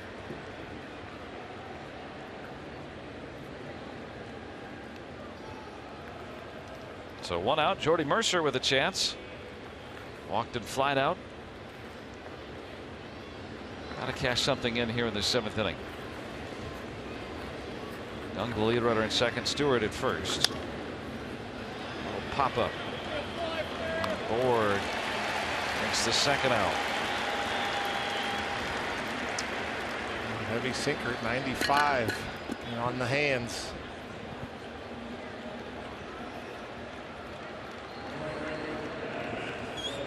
Quickly 2 gone. Matt Joyce, who in the 7th inning last night came through with a big hit, a pinch hit, 2-run single that tied the game. You were in the starting lineup tonight against the lefty. Walked and flied out. Now getting to face the right-handed McGowan.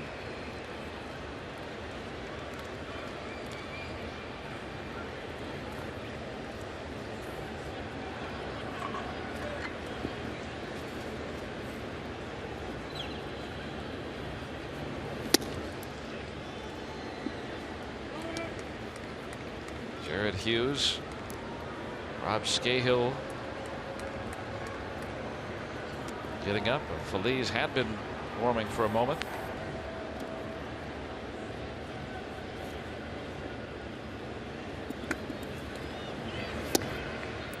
And now 2-0.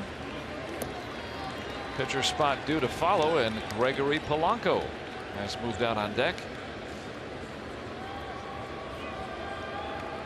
Ian Chen, a no-hitter through 6. Leadoff single by Gung here in the 7th. There's Polanco, who did not play last night. This gets out of play. 2-1. Geared up for it. Pretty good rip at it. Got the barrel out just behind it, or just under it.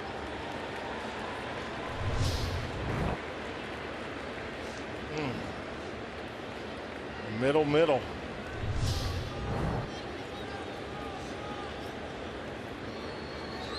Matt Joyce, he hasn't missed many of those this year.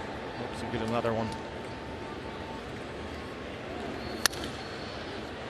Down the line, curling, and foul.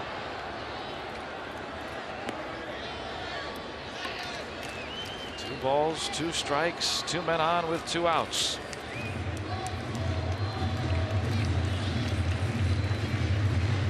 Stewart returning to first. Gung going back to second.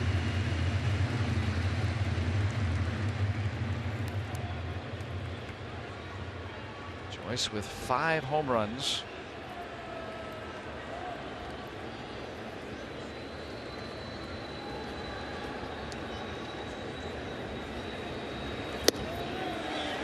Now full. This will put the runners in motion.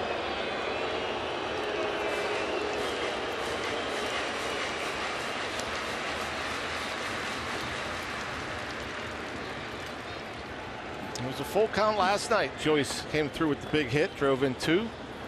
Can he do it again? There's the 3-2. Hit well to right and past Stanton to the wall. Gung is coming home. Here comes Stewart. And the throw. He is in standing. It's a 2-run double for Matt Joyce, and he does do it again. It's unbelievably impressive how well Matt Joyce has been swinging the bat this year as a Pirate. Geared up once again, looking for the fastball, gets the fastball, gets the bat head out, lines it past Stanton out there in right field, and with the runners going, no question 2 were going to score. Big 2-out, 2-run double by Joyce. And the Marlins rejoiced. Did it last night, does it again tonight. And a brief chant of "Let's go Bucks" came out for a moment there before Marlins fans tried to boo and try to keep the Pirates fans from uprising. Harrison out on deck. Gregory Polanco being intentionally walked here. Pinch hitting for Nicasio. Juan Nicasio kept the club in the game tonight. 3 runs over 6 innings. And those 2 runs that came across on the ledger of Chen, who ended up allowing more runs than hits tonight.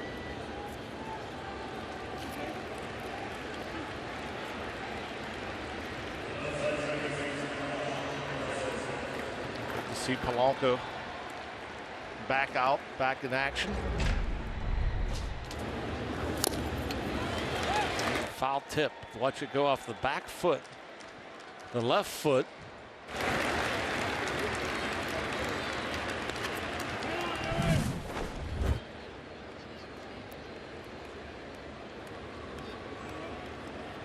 So Polanco aboard at first.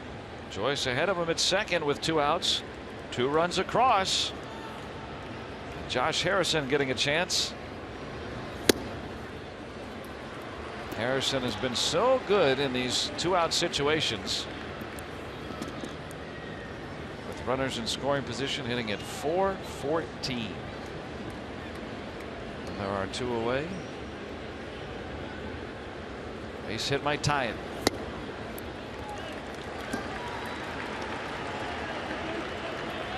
The Marlins usually would use Barraclaw or even Dunn against the lefty, as they did last night with Joyce here in the 7th, typically with the lead, but both pitching last night. Dunn coming back from injury. Now 3-0. Danger of loading the bases. Sean Rodriguez filling in for Andrew McCutchen, who has left the game. He's out on deck.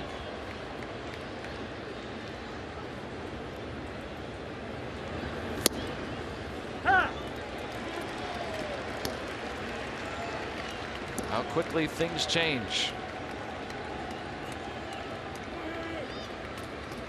Pirates coming into this inning being no hit. Too good of an offense to keep down for long. Down a run now, and the 3-1. Ooh, that was ball 4. Yeah, helped them. Fastball at 95. I think it had some cut to it. It was running away from Josh Harrison.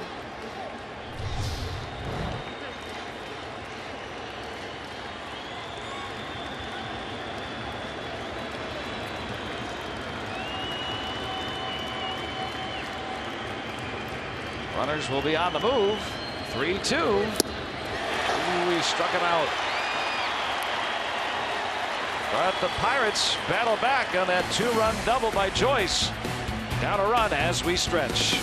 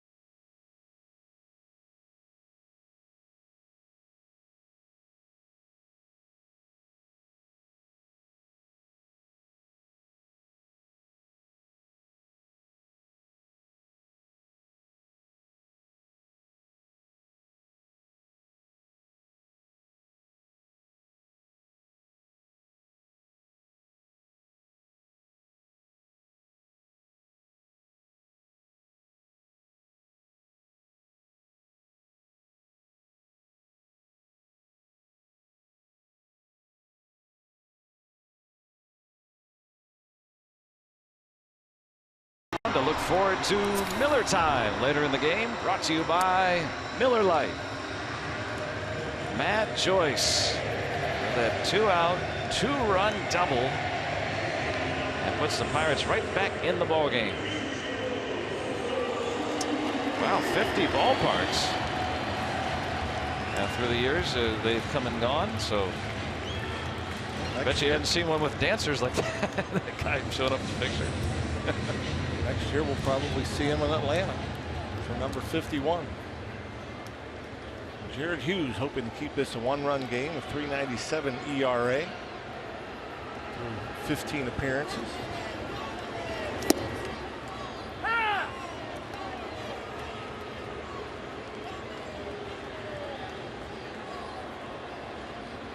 Ichiro with a pair of hits.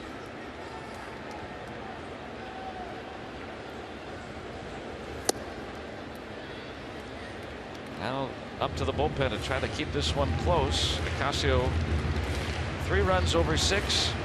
Kept it close enough for the Bucco Bats, who average 5 runs a night.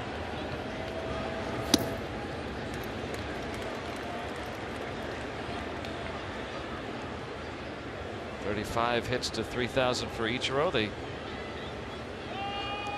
been keeping track on T-shirts. Keep it right at that number.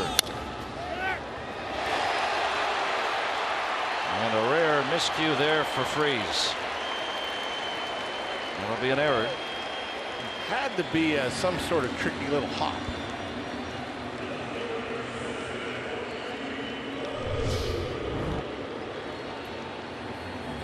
Fairly firm.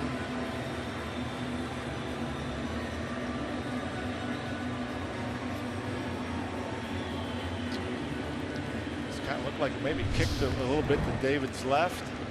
Came up a bit. So a very rare error for Freese, even over at first base.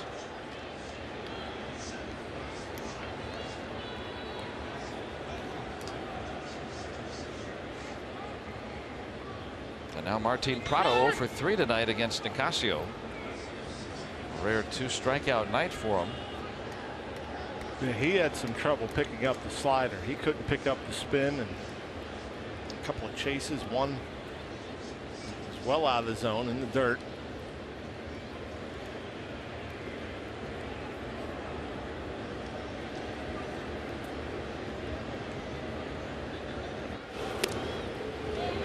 Freese's second error at first base, the 5th for the Pirates all year at first. Committed 30 last year. So on pace to commit about half as many this year with Freese and Jaso.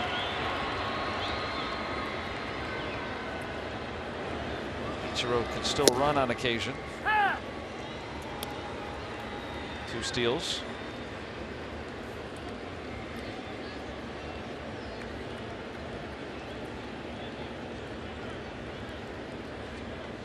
And quiet for the moment with Hughes. It's a lot of ground balls. Maybe you can erase the leadoff man.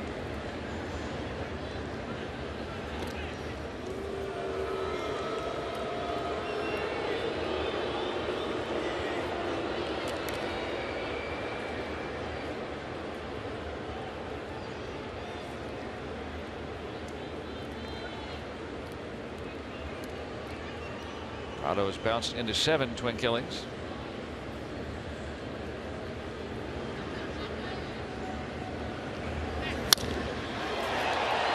Hit well, but Marte has room in this big ballpark.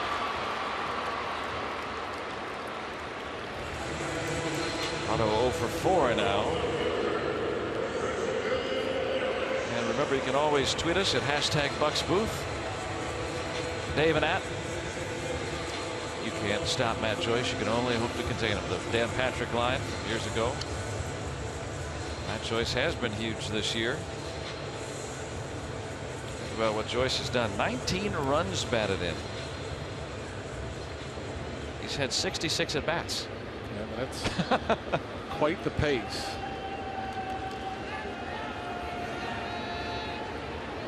A lot of big ones too.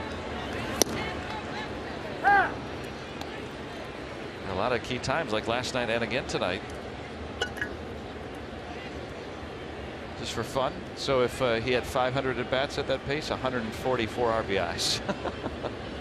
I mean, that's really good. Oh yeah. Talked about it at length, and it's worth repeating. The Pirates bench. It is so unclear who is the Pirates bench because everyone's been productive when they've been in. Yes, they have. And yeah, it's just been huge. Not just the pinch hitting, but like when they get a chance to start. There goes Ichiro. And there's stolen base number 3. Stewart got rid of that one as quick as he could.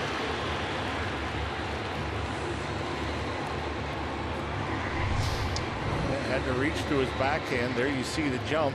Straight steal. Ichiro not looking in. The foot first slide. The old-fashioned pop-up slide. I think you have to be in your 40s to successfully pull off the pop-up slide. Yeah, we don't see that anymore. Guys slide over the bag, and sometimes they come off the bag and get tagged out. It's old school. Well, it looks like it's a really fundamental thing to do, right? You just pop right back up. If the ball gets through, you can run to third, right? Yeah, looked pretty easy.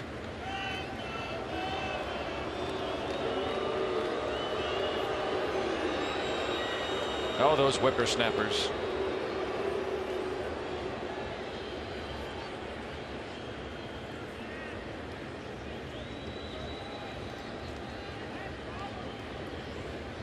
Now Yelich. A couple of singles and stung the ball up first back in the 5th inning. Jared Hughes is one of the few guys that can throw a fastball. It's well out of the zone and get a swing and miss.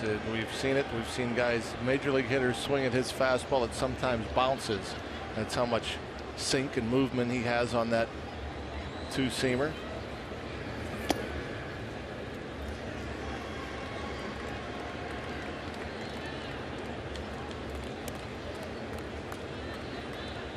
Talking about the whippersnappers, you know, Yelich was 2 years old when Ichiro was already an all-star, a Gold Glover, and an MVP in Japan. And they're in the same lineup and both productive. Ichiro actually at the moment a higher batting average. 2 gone in the 7th.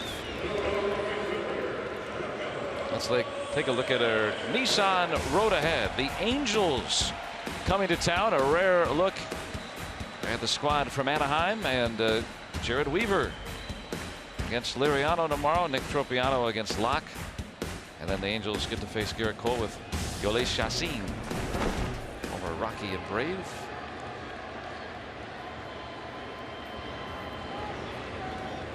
Trout, Pujols, Cole, Calhoun, and the Angels.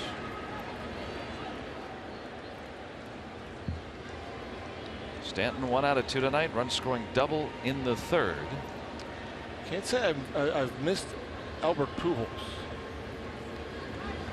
Well, the interdivision play. I mean, when he was a Cardinal, he was really good. I don't think anybody in the NL Central misses Albert Pujols. Still hit 40 home runs last year. Yep. Not quite the same player, now in his mid to late 30s, but still very, very productive.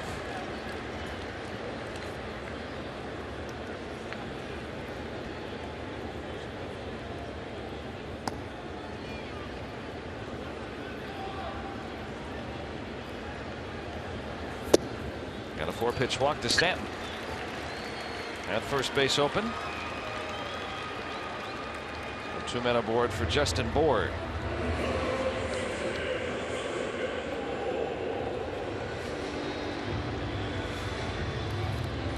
Angels off tonight, might already be settling in the Steel City. Pirates will get in very late tonight. The Marlins scheduling a night game here.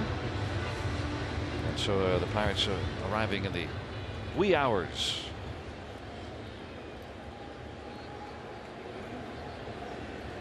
$19,907 attending this one tonight.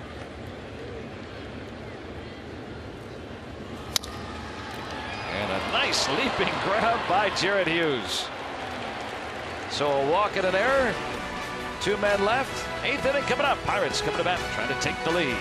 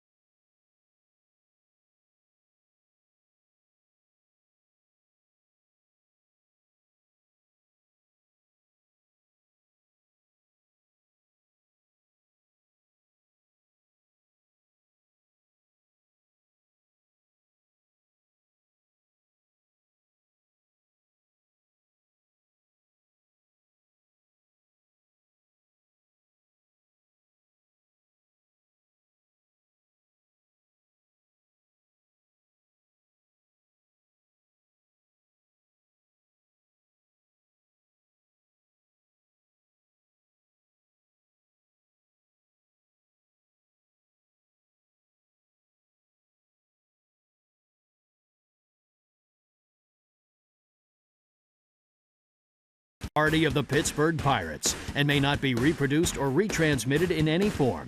And the accounts and descriptions of this game may not be disseminated without the express written consent of the Pittsburgh Pirates. 8th inning on its way from Miami. And the Pirates, after Matt Joyce's big hit in the 7th, down a run. Chris Johnson takes over at first base. Bohr into the inning. Offensive move for Don Mattingly. Sean Rodriguez to lead it off. Freese and Gung due up to follow against Dustin McGowan. Blasted into center. Ichiro back on it, and it's off the wall. Rodriguez stumbles around second and will hold there with a leadoff double. Man, just missing the tying home run. Sean Rodriguez saw so many balls hit out that way this 4-game series, and none of them able to get over that center field wall. This one, man, just a couple of feet. And so Rodriguez only in the lineup tonight because Andrew McCutchen leaving the ball game with thumb discomfort. Rodriguez had to kind of alter his stride to make sure he tagged the bag. Now David Freese. Yeah, even Ichiro, we're talking about his speed, his hitting ability. Plays in center field. He can still throw too, and one of the better throwing arms. Tying run at second with nobody out in the 8th. Freese 0 for 3. Has hit well in this series, has hit well in this ballpark. Should point out again that McGowan is in the ball game, not Phelps. David Phelps has pitched each of the last 2 ball games. They've used Ramos to close each of the last 2. Instead, a rookie, Nick Whitgren, is getting up. So even with a 1-run lead, the Marlins, who traditionally would go with those guys, and they've been great, trying to stay away from them for a 3rd day in a row.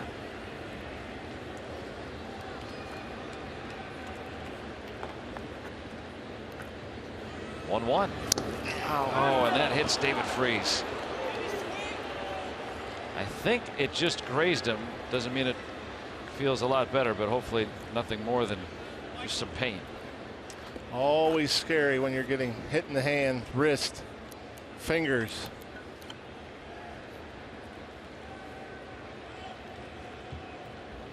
Some of those batting gloves have a little bit of protection, but not much. Oh, that came underneath his hand. You see it so often. Hitters, Marte, we talk about it all the time. His hands start to the ball and he gets hit. And it's been pretty amazing that Marte's never broken anything in either hand. And in last night's game, Derek Dietrich appears avoiding serious injury as well when he did a similar. Started his hands to a ball, got hit in the wrist. See the fastball tailing in, the hands starting. Good look on our Allegheny Health Network Supermo, right on the bottom part of that rear trailing right hand. Good news is it puts 2 men on for Gung, who has stung the ball a couple of times tonight. Base hit his last time. Pirates trailing by a run in the 8th. Nobody out.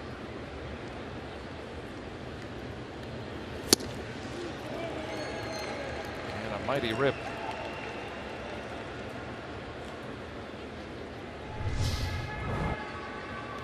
Comes upstairs with a fastball. Jung Ho just underneath.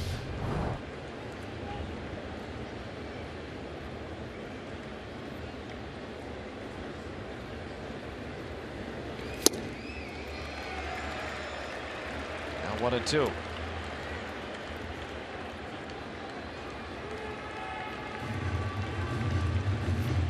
Pulling off that slider from McGowan.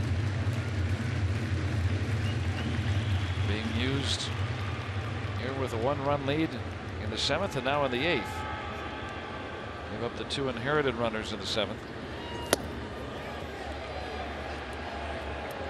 That's right where he wanted to throw it. He was hoping to get the chase, but Jung Ho able to recognize, lay off.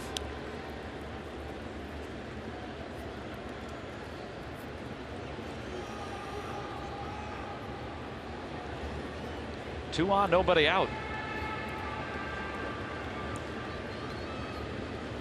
2-2. He went. Chad Fairchild calling him out on strikes on the swing.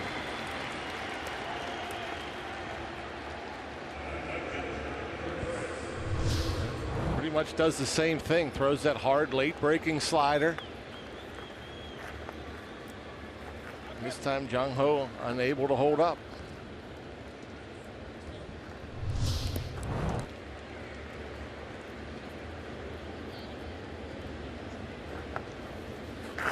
Away for Chris Stewart. Francisco Cervelli got the start tonight. And was hit with a pitch in the foot, side of his foot, and ended up staying in the game for about an inning and a half and then left. Hit in the right foot, right on the side of it. So Pirates having 2 men the game because of injury tonight. Have a chance to come back and win though here in Miami.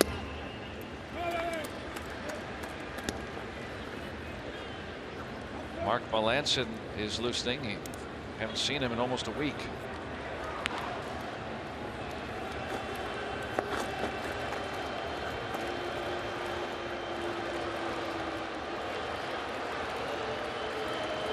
Trying to get Melanson an inning. This will be interesting if the Pirates are unable. I would think if they at least tie it, Melanson would go back down. They get 1, and they get 2.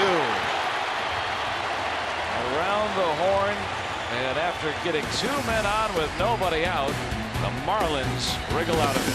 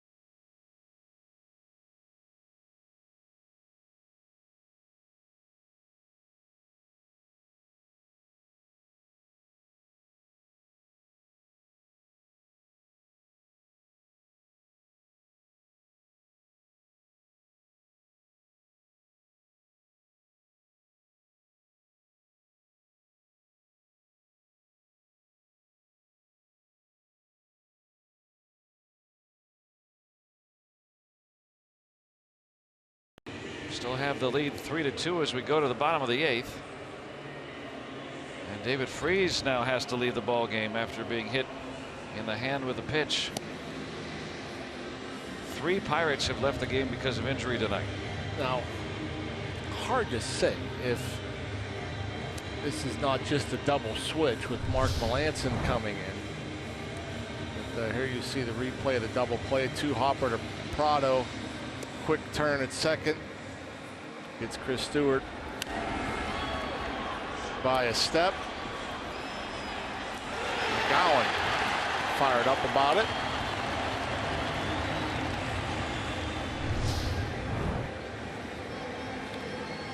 Good turn by Prado. And now John Jaso in at first base for Freese.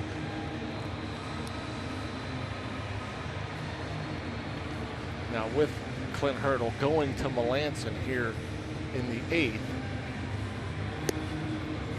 Again, this could be just a double switch in case the Pirates tie it and take the lead in the 9th. You leave Melancon in. The pitcher's spot due up 4th in the 9th. So not certain that Freese came out due to injury.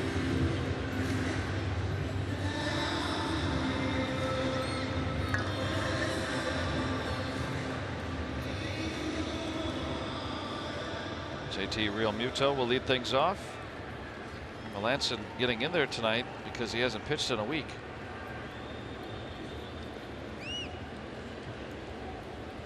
Pirates have not had any save opportunities. Just trying to get him some action.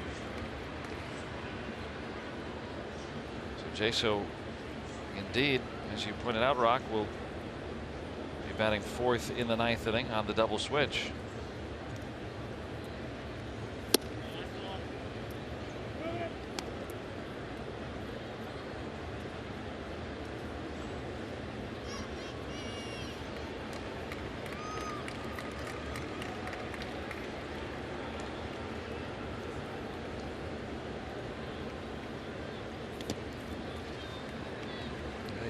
Hope that these injuries are not serious. Gregory Polanco missed the game yesterday but was able to pinch hit tonight after fouling a ball off his foot. Starting to add up. We're in a stretch for the Pirates. You know, if you count the game that Sunday where 1 inning was played and then the rains came, it got washed away from the stats, but the Pirates still had to play a ball game. It's 31 in a row that we're in the midst of here. So the Pirates are a very long stretch, basically an entire month of playing every single day. Those bumps and bites don't have a chance to heal. And try to, you know, Clint Hurdle's tried to mix and match guys as much as he can and try to work in rest. And again, getting in late tonight, playing tomorrow. And even if these guys, you look at Gregory Polanco, missed last night's game, wasn't available to pinch hit apparently with his left foot, the discomfort, apparently ready to go now. Well to center. Marte still back on it and has enough room. And so you hope, I mean, I'm sure, you know, they'll check on Cervelli and McCutchen and Freese, and you hope that there's nothing serious, there's no DL time, but are they available tomorrow? Now, that's 3 position players. I mean, then what do you do? Exactly. Yeah, there's just now tomorrow is a National League ball game because it's being played at PNC Park, even though it's against an American League club and the Angels. So that means you have to pitch or bat, and that means you have to have some guys to pinch hit. Yep. Echeverria 1 out of 3 tonight, tripled and scored a run back in a second. 3-2 Miami here in the 8th.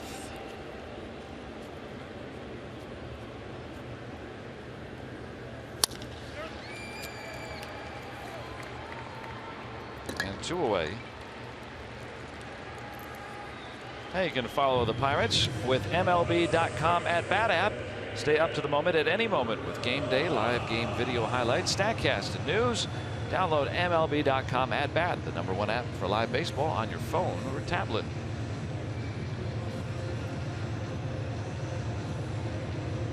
The Pirates will have Marte, Mercer, and Joyce due up in the 9th. And Kyle Bearclaw would be on to try to earn the save, not A.J. Ramos, who has appeared the last couple of nights. As we've pointed out, Don Mattingly has stayed away from those guys that have appeared in both games of the series. A.J. Ramos getting the night off. Bearclaw yet to record a major league save.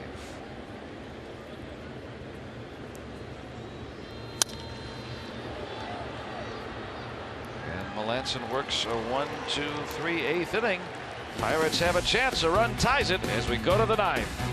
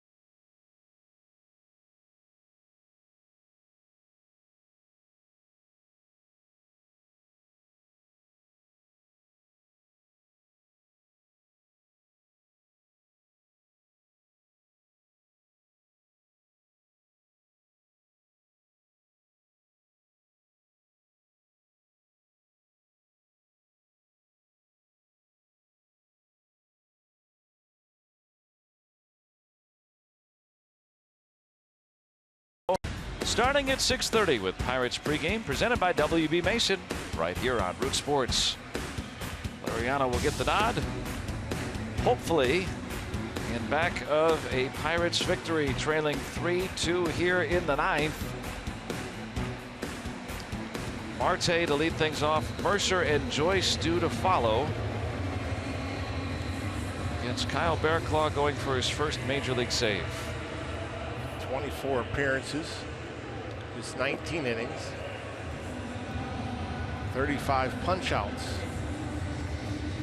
in those 19 innings. That's quite impressive. Opponent average of 217. But as we saw in his outing yesterday, you know, he can be wild. A couple of walks. He has walked almost as many batters as innings this year. A true outcomes pitcher. Marte 0 for 3 tonight, lined out sharply his last time.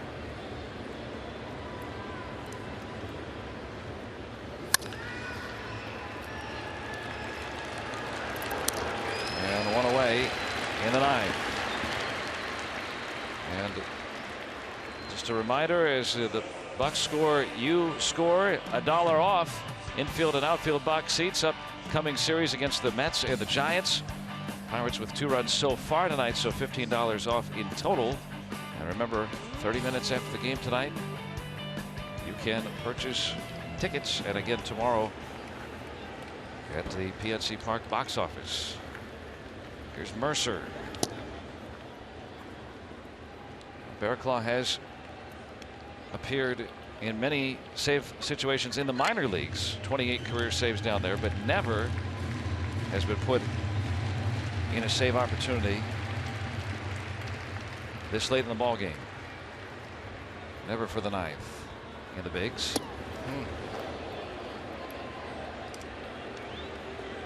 Jordy, nice job of getting the hands out of the way.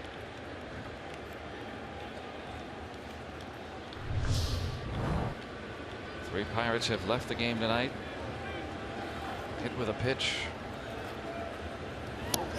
Oh, and now another hit batter. Looked like right above the elbow.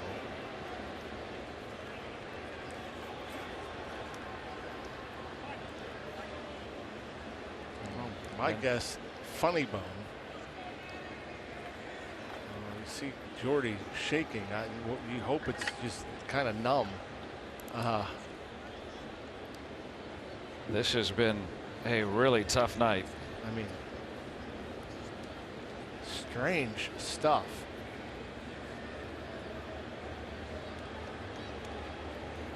Ben Potenziano out there to look at Mercer. Pirates have had 3 batters hit tonight. Andrew McCutchen leaving the game with left thumb discomfort as well. My goodness.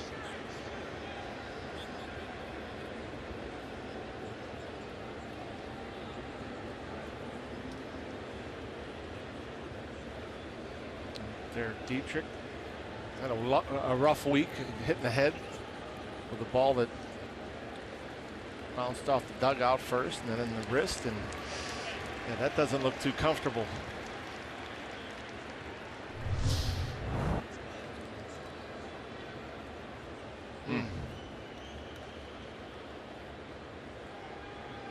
Looked like it got just above the elbow, not by much, but maybe enough that it's more the tricep, you know, the muscle than the bone.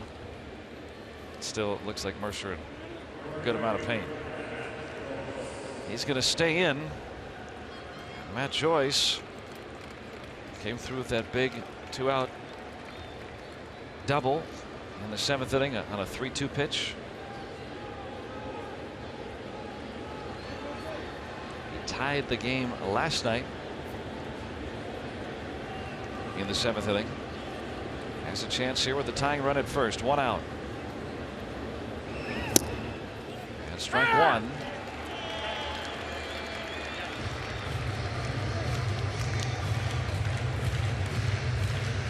Pirates have battled from behind all night, trying to escape with a split here in this series in Miami.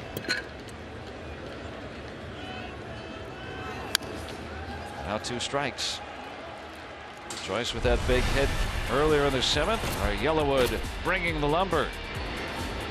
Strike away from getting out of the inning unscathed. Dustin McGowan leaving it up. Joyce ripping that double, bringing the Pirates to within a run. We still stand at 3-2 with 2 strikes on him and 1 out.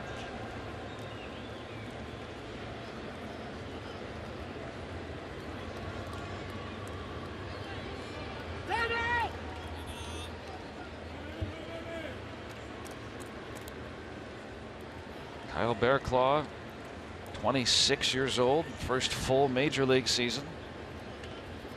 Almost pitching the last couple of games, so being asked to convert his first major league save opportunity.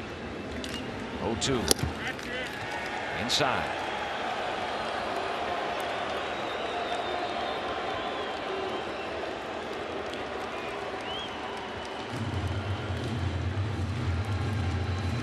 And the rookie Nick Whitgren, his first throws in the major leagues.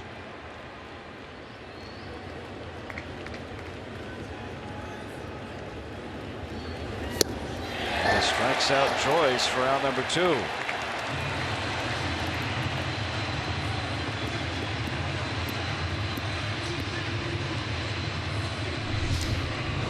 Talked about his command, but he's had pretty good command of the breaking ball in this at bat. And all 3 balls in the strike zone was the slider. Jaso walked against Bearclaw last night. First at bat this evening. Well, that's big right there. That's a big wild pitch. Now a single. ties things up.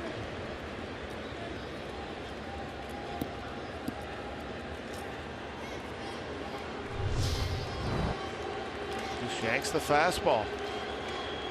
As a catcher, that's tough to adjust to.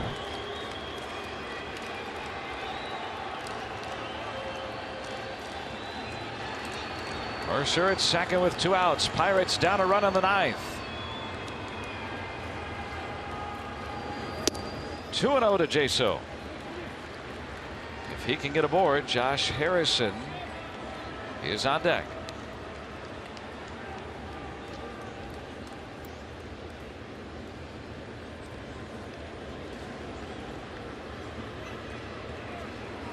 Mercer, an average runner at second. Now sees a strike.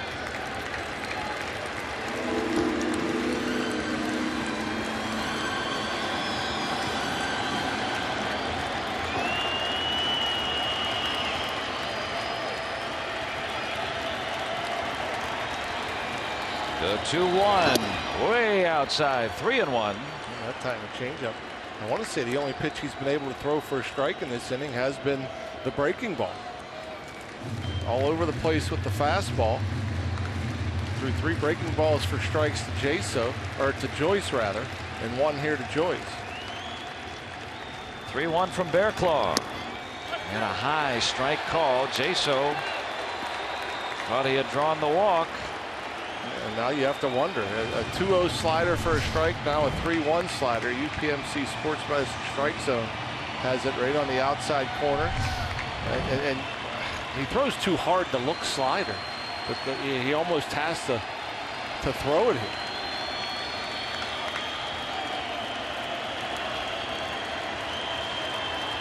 Three-two pitch. Base hit into center. Here comes Mercer around third. He is in, and we are tied. John Jaso comes through. What a big hit. I tell you what, and I don't know if he was looking slider or just reacted, but it was a 3-2 breaking ball. It was left up middle of the plate, and what a piece of hitting. John Jaso takes advantage. The Pirates a strike away from falling, and Jaso gets the job done. And you called it, Rock. The wild pitch matters. Huge. Not over yet. Here's Harrison.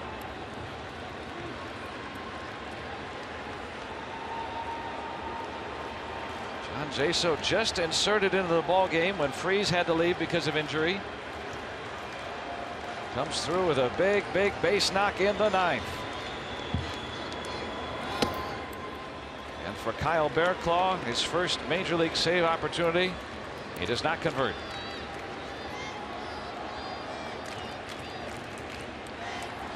And Phillies, long history as a closer, get loose. Melanson has been used tonight. Pitch to scoreless 8th. 3-0. Now you wonder, Bearclaw, and this opportunity that he's been given for the first time. Does his emotions, does his nerves factor in?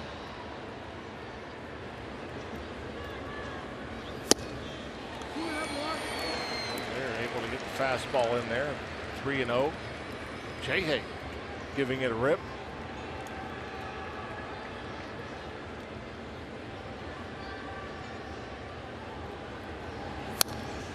And now full.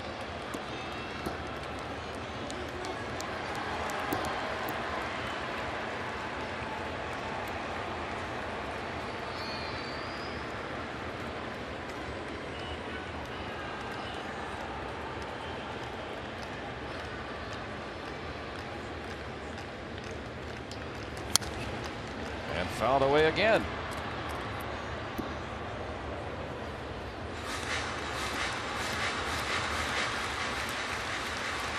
A.J. Ramos pitched the last 2, saved the last 2 for Miami. Don Mattingly not going with him tonight, not going with David Phelps.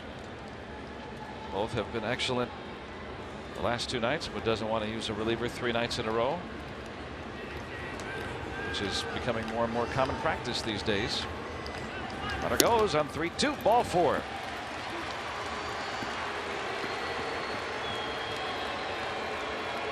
Having seen K-Rod pitch for a number of years with the Brewers, now with the Detroit Tigers, that was a guy that would easily go 5 days in a row, 6 days in a row. We're seeing less and less and less of that. It's not that just Don Mattingly. It's throughout baseball where you don't see guys go 3 days in a row hardly anymore. I think a lot of it has to do with statistics, and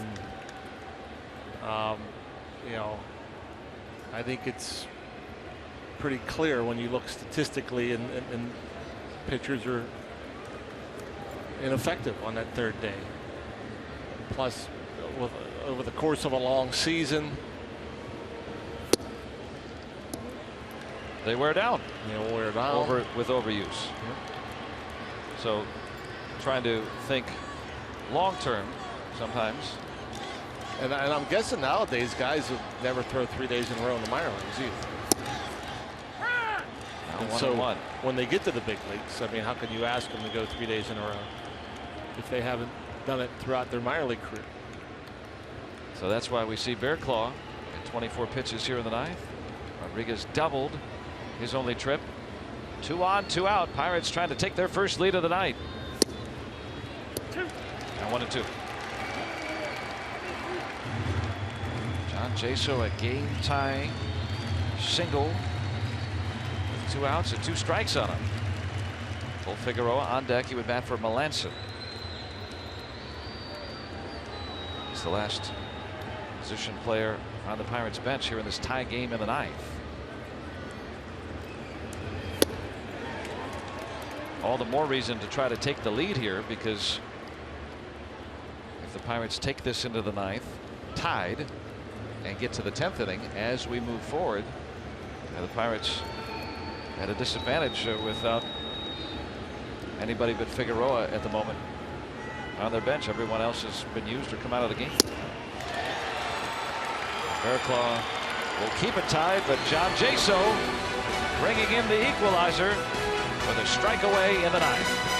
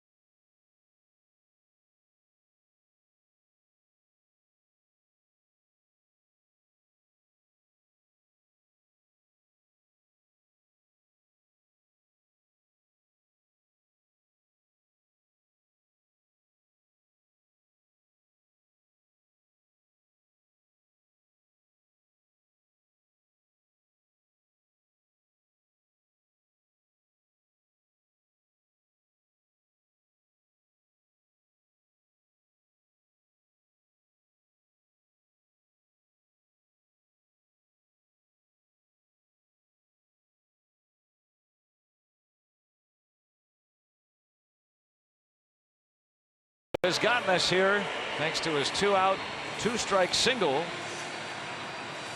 3-3 tie.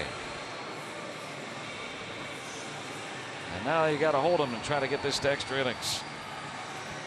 Cole Figueroa now in the game at short, taking over for Jordy Mercer, who was hit with a pitch near the elbow last inning.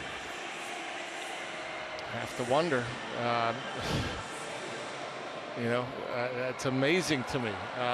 And with Neftali Feliz coming in here, you know, kind of confirmed my suspicion last inning of Freese coming out of the game due to an injury, not for double switch purposes. Because I'm thinking, well, if you just double switch with Freese, with Jaso, and take Freese out, then your intentions are you might throw Melancon in a second inning if things are tied or if you take the lead. But now with Phillies coming in, which for the 24th time, 1-0, a 2.89 ERA. That makes me wonder if Freese is hurt. And now taking Jordy out, again, a double switch, have to wonder if it's because of injury. Marcell Ozuna pinch hitting for Kyle Barraclough. Or precaution. Which I guess is one and the same at this point. We don't know severity, but if it's severe enough to come out of the ball game, then call it injury at the moment for sure. Ozuna 0 for 9 in the series after coming in being one of the hottest players in baseball. Ichiro and Prado due to follow against Phillies. Pitched a scoreless inning last night. Now 1-2.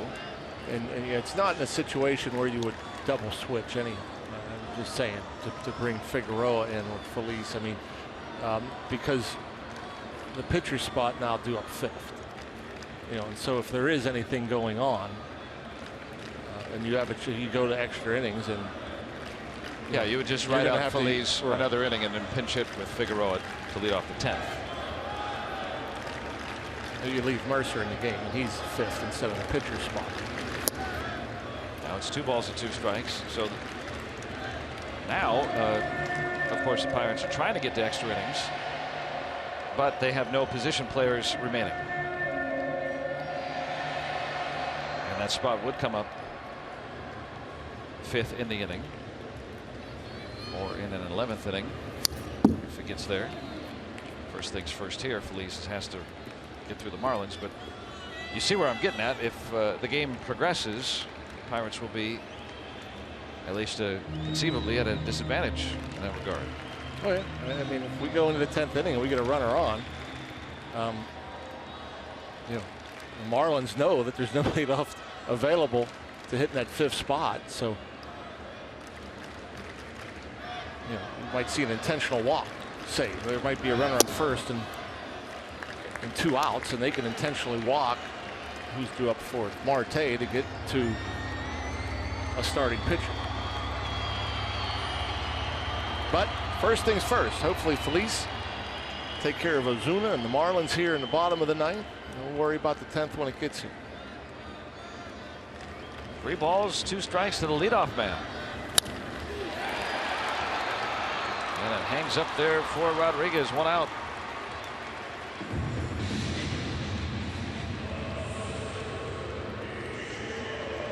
Sean, doesn't matter where he's playing. He can make all the plays, makes it look easy. Line drive. Just had to come in a few steps.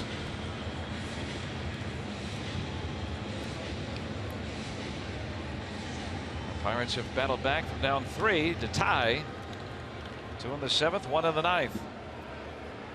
Ichiro, a pair of hits, reached on an error tonight, 2 out of 4.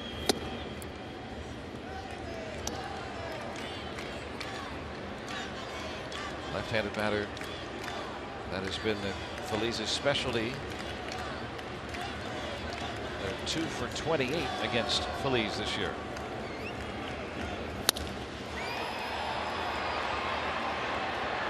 Two for 29.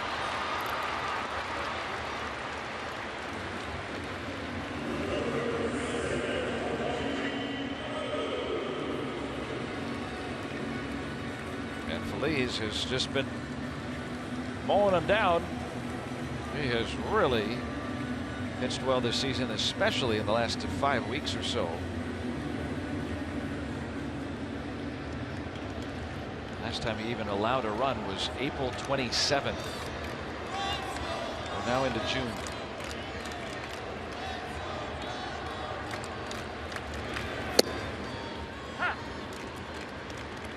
And I'll add on that and say that he has faced the minimum in all of his outings since May 7th. That means, you know, you get a whole inning. 1, 2, 3, 1, 2, 3 every time.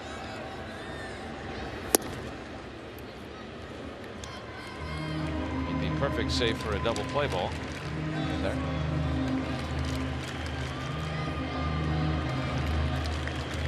Trying to get it to the 10th.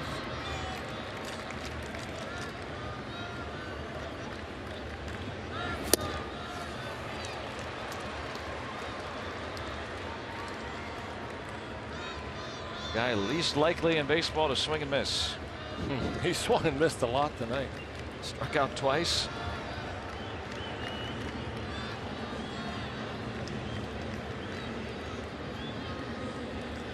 One, two. And he struck him out. A 3 strikeout night for Prado. And Feliz does it again. The Pirates have no hit the Marlins since the 4th. Extras coming up.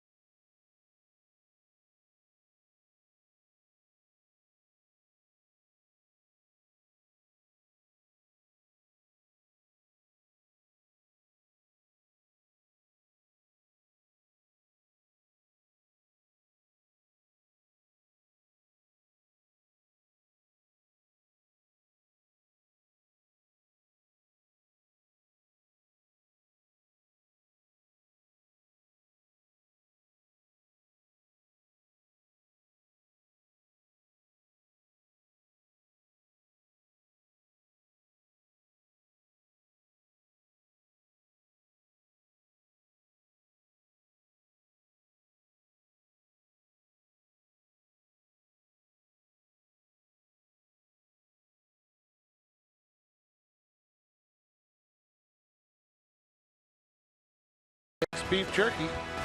Feed your wild side. And so extra innings tonight in Miami. 3-3 tie. Figueroa to lead it off with Gung and Stewart due to follow. And the Marlins turn it over to a new pitcher, Nick Whitgren.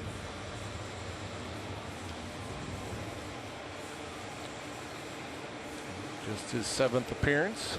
Whitgren, 2.16 ERA, 8 1/3 innings, 7 Ks, 4 walks, a homer. Opponents hitting .212 against Whitgren.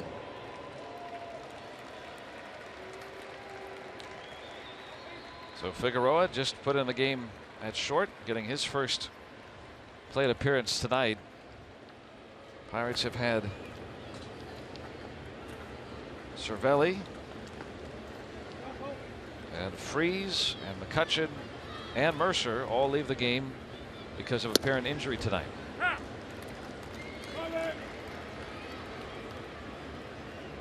Yet have a chance to battle back, down 3-0 and being no hit into the 7th, down to their final strike in the 9th and tied it on a John Jaso single. No quit in these Pirates here this evening. Gung due to follow.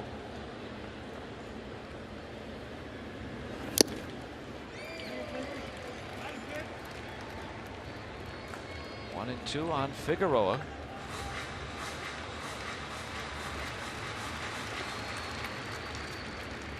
Whitgren pitching in his 7th major league game.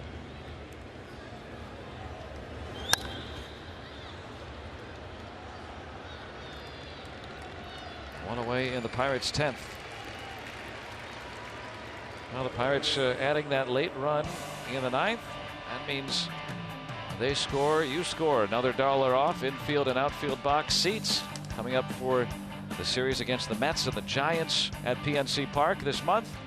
So now 16 runs total in the series, $16 off those tickets, available half an hour after the game tonight online and also tomorrow at the PNC Park box office. Jung-Ho Gung 1 out of 4 tonight, singled and scored a run back in the 7th. That's a pretty good deal. Those seats. I figure the Pirates got to score at least one more to win this thing. Going to sell out of those seats. When you think? I think so. It's good. Come on out. See the Pirates. 1-0, a strike. We're just getting word that Jordy Mercer leaving the game tonight with left elbow discomfort after being hit in the left elbow with a pitch.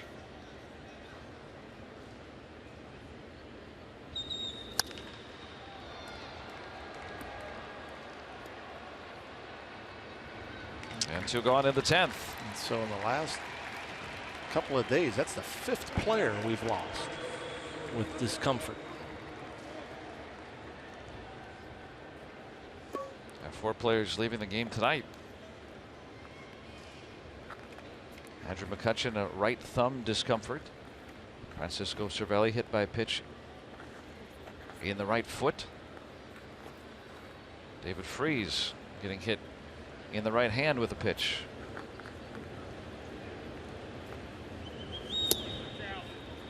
X-ray technician, I'm guessing, getting a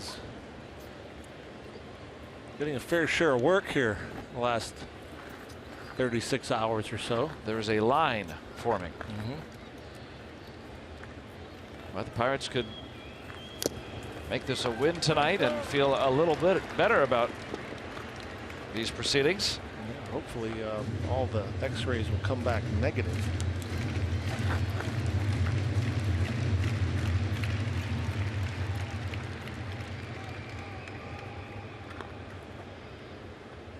Garrett Cole, if needed. The pinch hit for Phillies. Pitcher spot due up 2 to follow. So in the hole. Pirates out of position players. 4 men leaving the game tonight with injury. Pirates down 3-0 in the 7th, being no hit. Battled back to tie. 3-3 here in the 10th.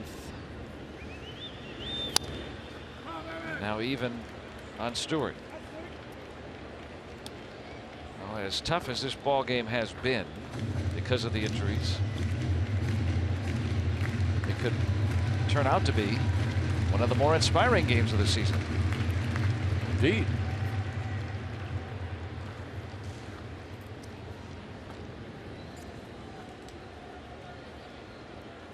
John Jaso, a strike away from the Pirates falling to defeat, came through with a base hit. Now full on Stewart with Marte to follow.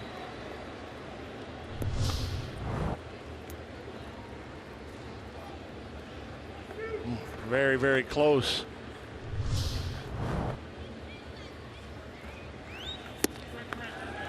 And a strike 3 call, and Whitgren retires the Pirates in order in the 10th. Bottom half coming up. Here comes A.J. Schugel.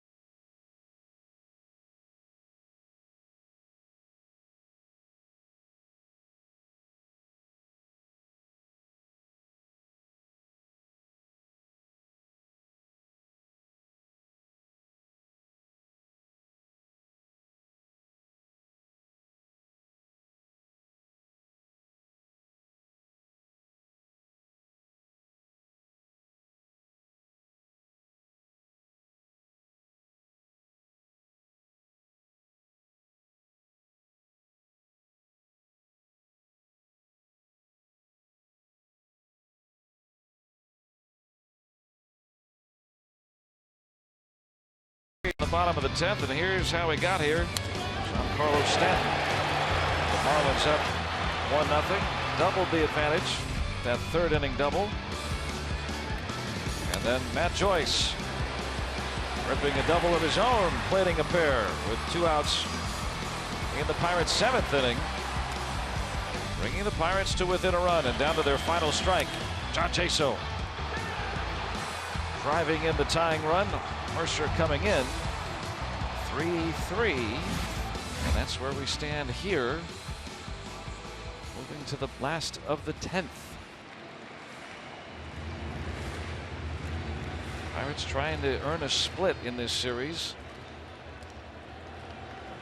And they'll turn to their 5th pitcher tonight, facing Yelich, Stanton, and Chris Johnson.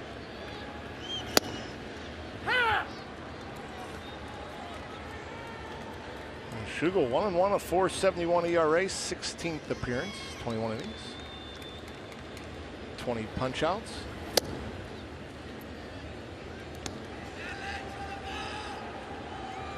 Pitched a scoreless 8th inning on Tuesday in the 2nd game of the series.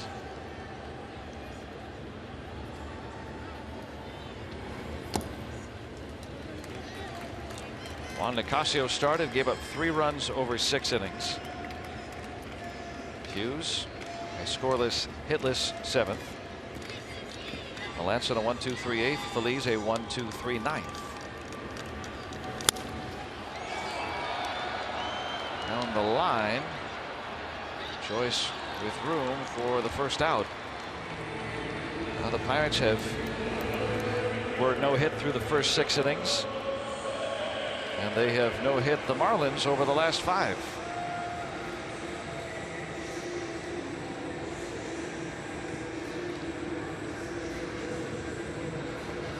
Stanton with that double back in the 3rd. He's walked twice today. 3-3 deadlock in the 10th.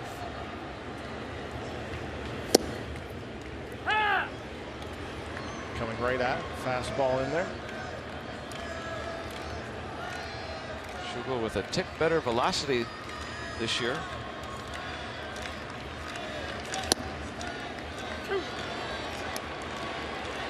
Good breaking ball, good location.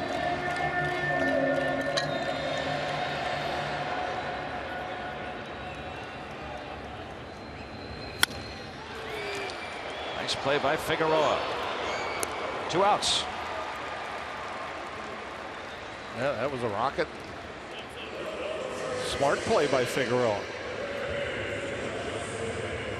Get out of the way. Go to the side.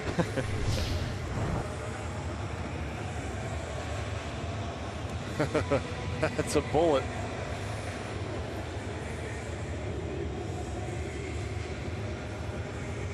Big, strong man. And make that ground out look routine. Chris Johnson batting for the first time.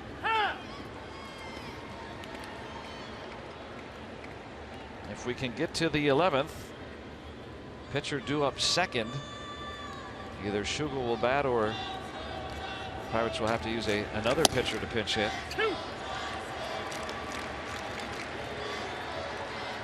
4 men leaving the game tonight because of injury. Out of position players.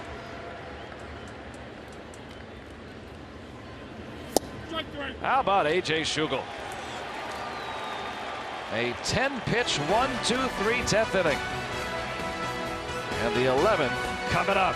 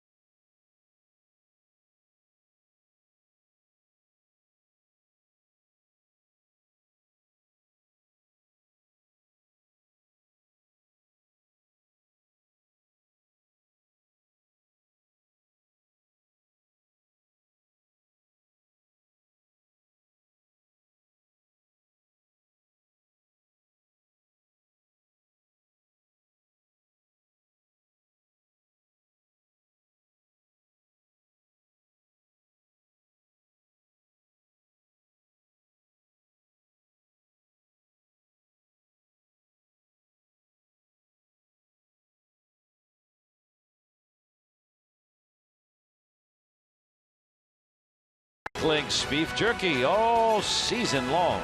Jack Link's beef jerky. Feed your wild side. We're having a competition. Who can read it better? No, we're not. It's no competition with you. I know that. Exactly. So the 11th inning, home of the Bobblehead Museum. A little wobbly, a little. Hey. Does it hurt? What, not being able to read as well as you? No, most of the. Oh, no. Oh. There's a reason why you're called promo readers. I'm talking Pirate players. Yes. All banged up. Yes, 4 have left the game tonight because of injury. All characterized as discomfort, so that's good so far, at least preliminarily. Nothing worse than that. Popped up, and strike 1 to Marte. Marte, then A.J. Schugel in the on-deck circle, the pitcher. Matt Joyce after that. Pirates out of position players because of men leaving the game. Pirates return home after the game tonight.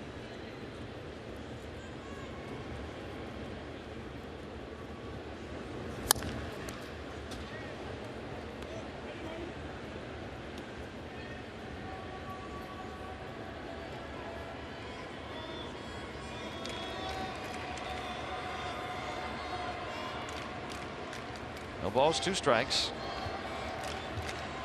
Nick Whitgren coming in the game last inning. Pitched a 1-2-3 frame. Whitgren in his 7th major league ball game. Don Mattingly did not use Ramos or Phelps or Dunn. Dunn just coming off the DL. Ramos and Phelps pitching in each of the last 2 nights. Marte down on strikes, and so Schugel will bat with no men on.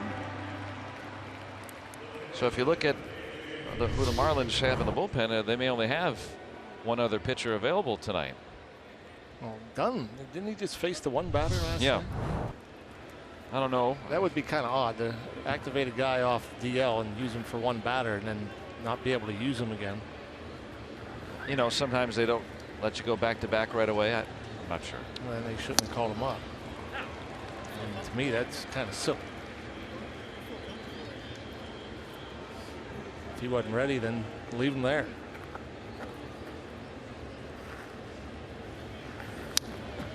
Nice cut there, Schugel.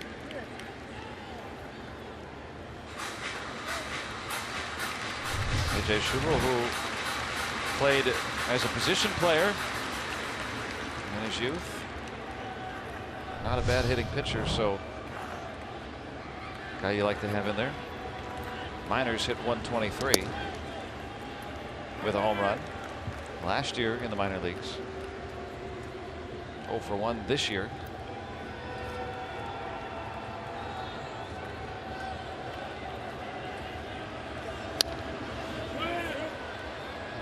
Pretty good cut again. Got a hanging breaking ball.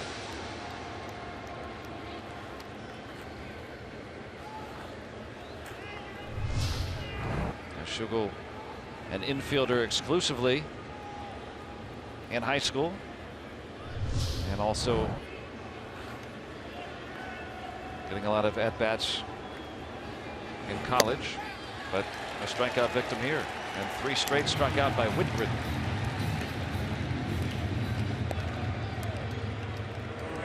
You're a rare young reliever that comes up and is not a flamethrower.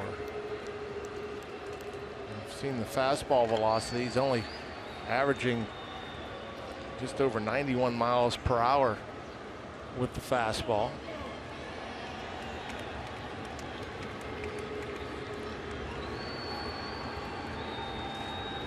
Matt Joyce, 2-run double in the 7th with 2 outs. Big hit. Trying to get something against Whitgren out of Purdue.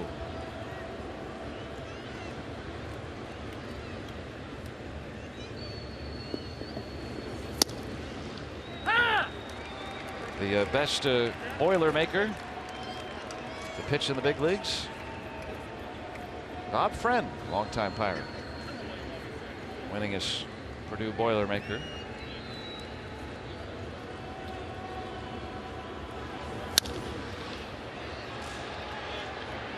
Hangs up there for Yelich, and another 1-2-3 inning for Whitgren. Bottom of the 11th coming up.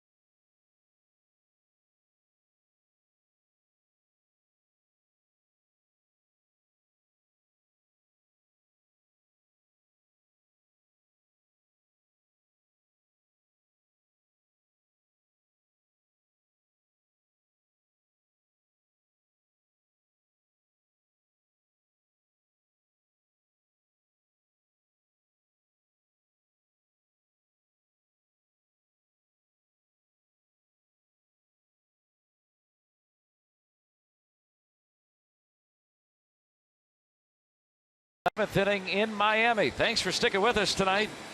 Pirates and the Marlins tied at 3. Pirates have battled back to tie. Down to their final strike. John Jaso coming through with a single to send us to a bottom of the 9th and subsequently now the 11th.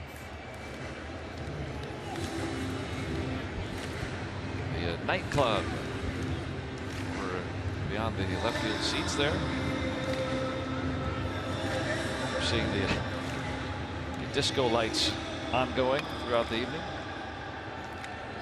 Real Muto, Echeverria, Rojas, 6, 7, and 8 hitters against Schugel. Foul ball.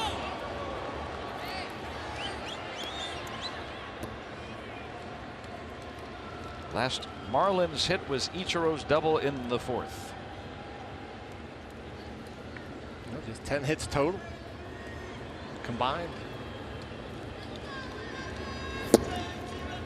Now the Pirates bullpen has done a masterful job. And really Juan Nicasio, after a sluggish start to his outing, pitched a 1-2-3 fifth. And then a leadoff walk, got through the rest of the order in order to keep it close. Technically a quality start for Nicasio tonight. 3 runs in 6.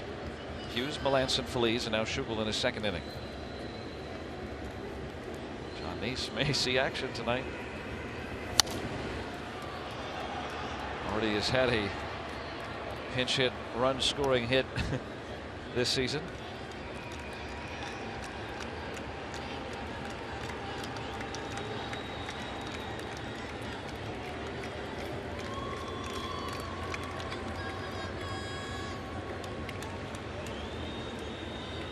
Two. He struck him out. Such a great pitch.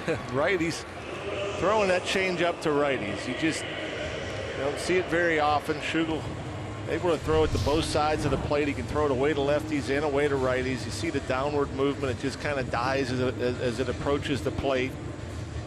Real Muto thinks it's a fastball. He doesn't see any breaking ball spin out in front.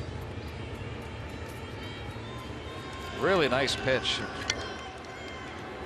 Had some of that split type downward action, even though he holds it as a circle grip coming off the middle and ring fingers.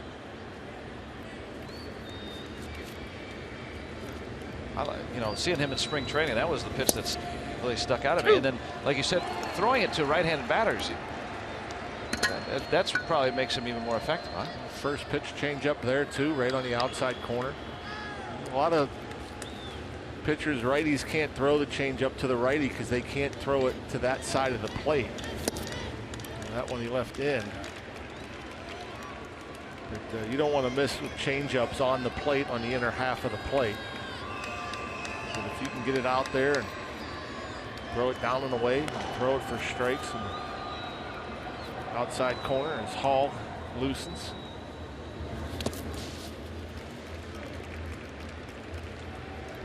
Cody Hall, who has not yet pitched for the Marlins, had 7 games with the Giants last year in his only big league activity. So Miguel Rojas due up to follow.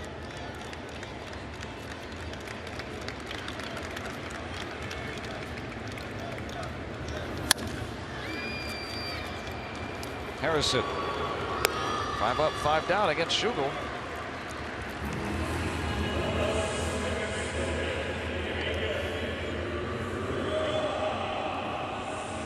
Now Miguel Rojas, who got the scoring started in this game way back in the 2nd inning with a suicide squeeze bunt.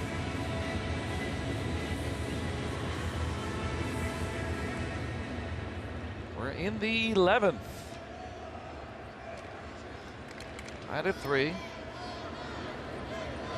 Marlins have 3 available off their bench,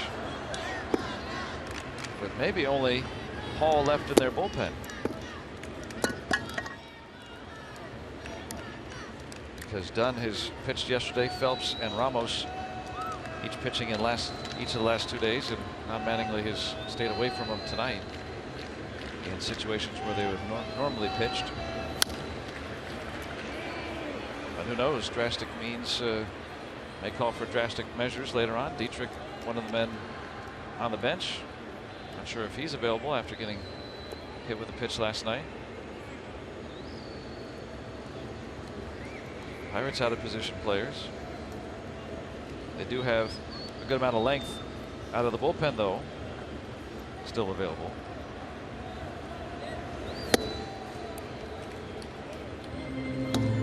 Cahill, Boscan, and Watson all still remain in the Pirates bullpen if this thing goes a little ways. And if it goes a lot of ways, the Marlins have Ichiro, who has pitched in a game.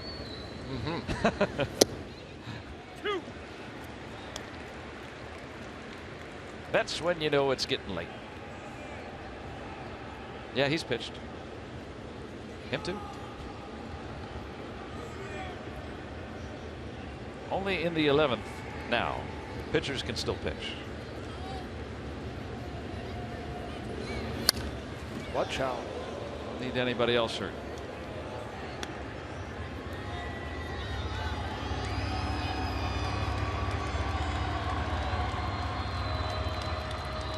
Been a few balls over there heading towards Field.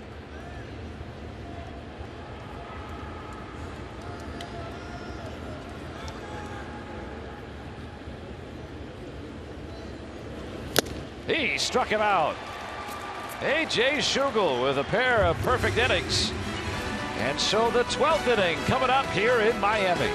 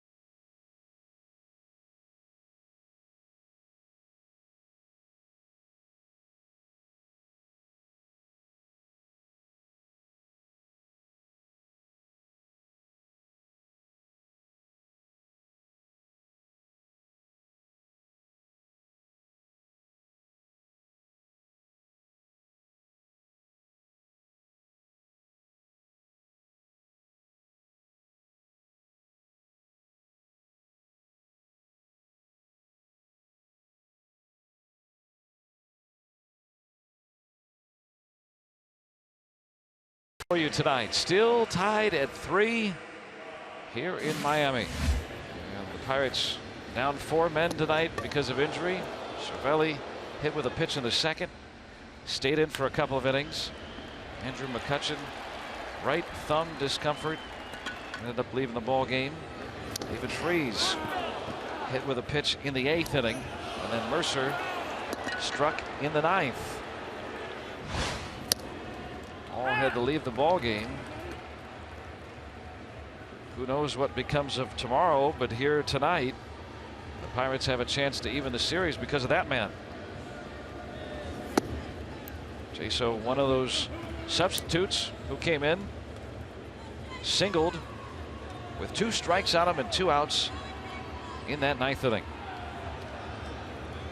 Bringing home Mercer, who was hit with that pitch and then moved to second on a wild pitch.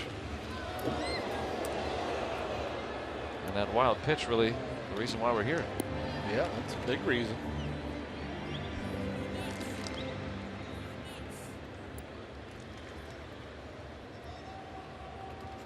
Jaso, then Harrison and Sean Rodriguez facing Nick Whitgren in his 7th major league game.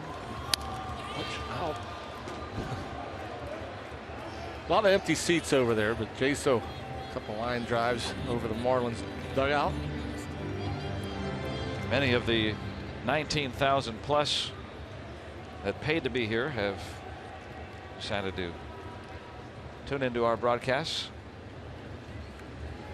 from a different location. Broke his bat. Rojas. 1 away.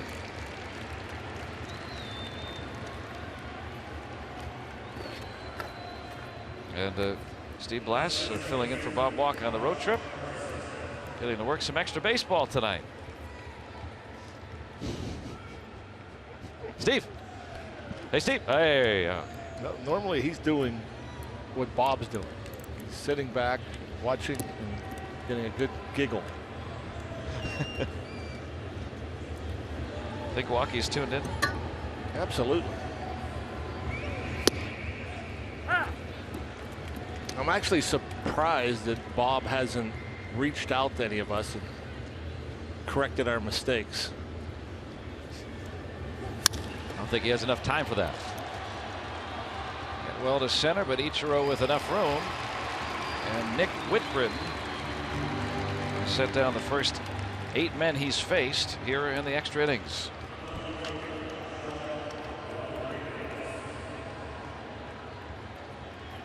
So Sean Rodriguez, 1 out of 2, doubled back in the 8th. 3-3 tie in the 12th. Neither team with a base runner in extra innings.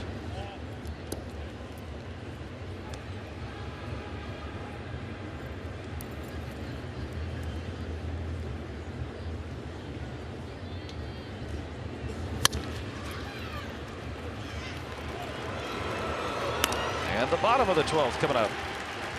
Still knotted at 3.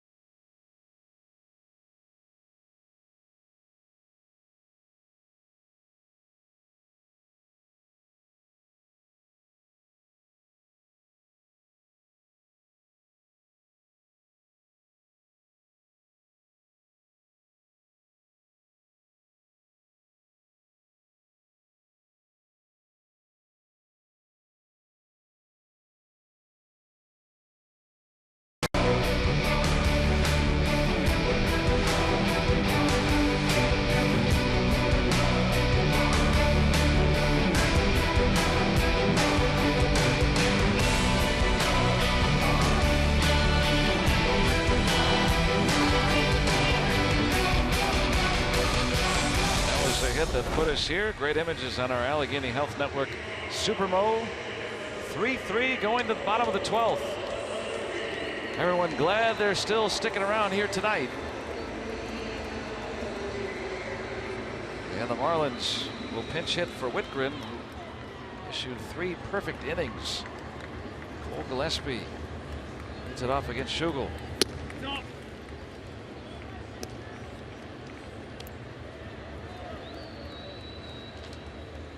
Gillespie originally in the starting lineup ends up appearing in the game almost 4 hours into the game.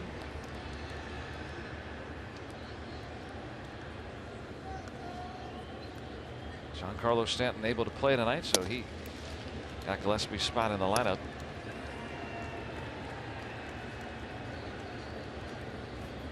Hitting at .241. He's 0 for 8 as a pinch hitter.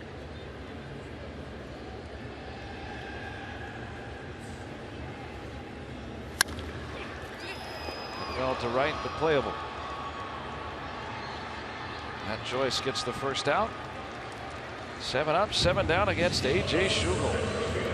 It's been kind of easy for the relievers too here in extra innings. Jose Fernandez wanting to get in the ball game somehow. He might tonight. The way we're headed.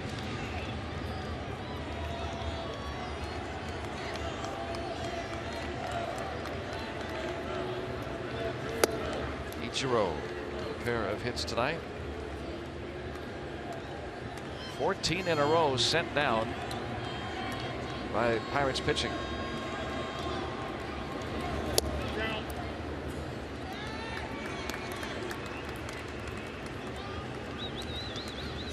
Schugel came on in the 10th.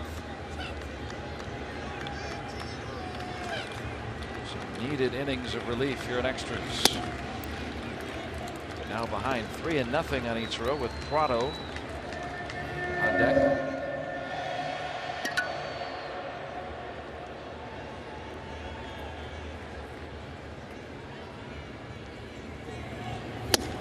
And a 4-pitch walk. The Marlins' first base runner since the 7th inning. And the first man aboard in extra innings.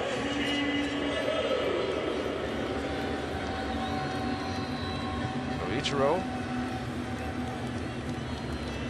I wonder if he would attempt to steal in a game like this, right? Yeah, of tie course. game. If he gets a jump and he thinks he can make it, why wouldn't he? I mean, it depends on. A lot of it's going to depend on Schugel, how quickly he can get the ball to Stewart. Swiped the bag back in the 7th. Prado 0 for 5 tonight with 3 strikeouts.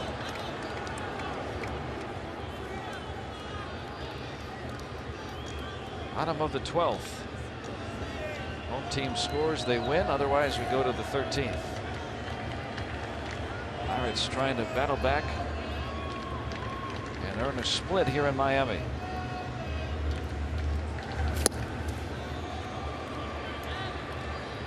I've been amazed tonight at Prado, who, statistically speaking, among qualified hitters, least often to swing and miss. Struck out 3 times tonight, tying a career most.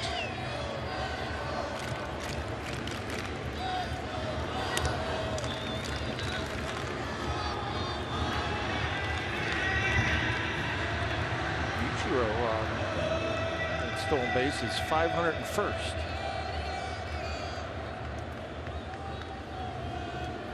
Not too many in the 3,000 hit 500 steal club. Let's get close to that.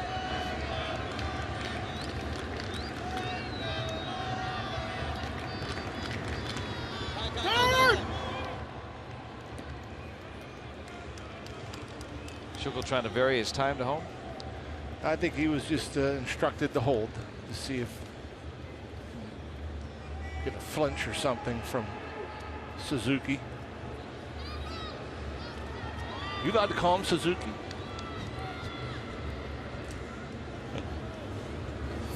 That is his name. They don't put it on the scorecard. Yeah, Ichiro. Back of his uniform says Ichiro. Yeah.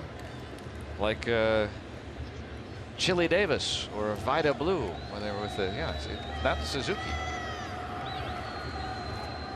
If you said Suzuki, I don't think anybody would know who you're talking about. I think Kurt Suzuki maybe, right?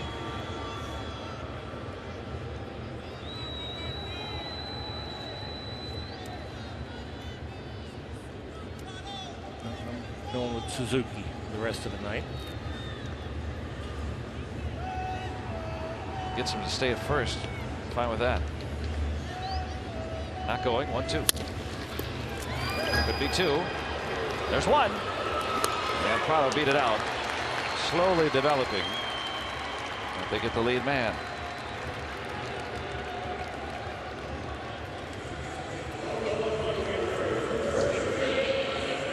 So 2 gone as Suzuki erased.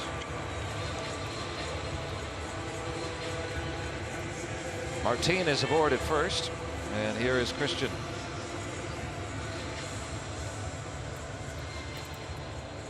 No response. You're so stoic. It's the 12th inning. Come on. I gotcha. Why would you call him by his first name? There's the response I'm looking for. Who you're talking about. All right, ball 1 to Yelich. You're right.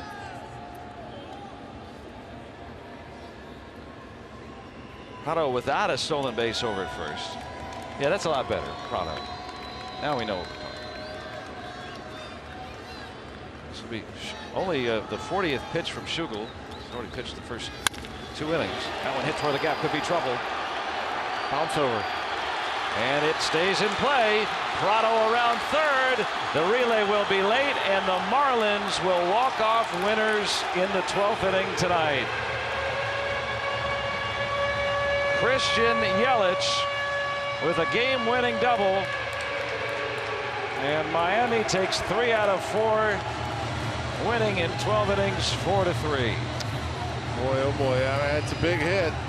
He could flat out hit Yelich, and hope for that break. When you hit a ball into the gap, that deep part of the ballpark, you know, if it doesn't bounce over the wall, you don't have a chance of throwing anybody out. It missed by about a foot from bouncing over the wall out there, and you live to face another batter. But you got to tip your cap. The Pirates battled back, able to extend this game, but just couldn't get anything going with the bats in extra innings. And on the Marlins' first hit since the 4th inning, wins the game. And you'll see it. I mean, it's just about a foot from going over that fence. It goes over the fence. Prado has to stop at third. Instead, Yelich and the Marlins, despite a great effort from Schugel tonight, they'll get hung with the loss. And Miami takes 3 out of 4. The Pirates lose 4 to injury, come all the way back to get it to extra innings. But Miami prevails tonight in 12 innings, 4-3. And Robin Teak standing by tonight. Thanks for staying up, man. They've got the post-game show. Here it is.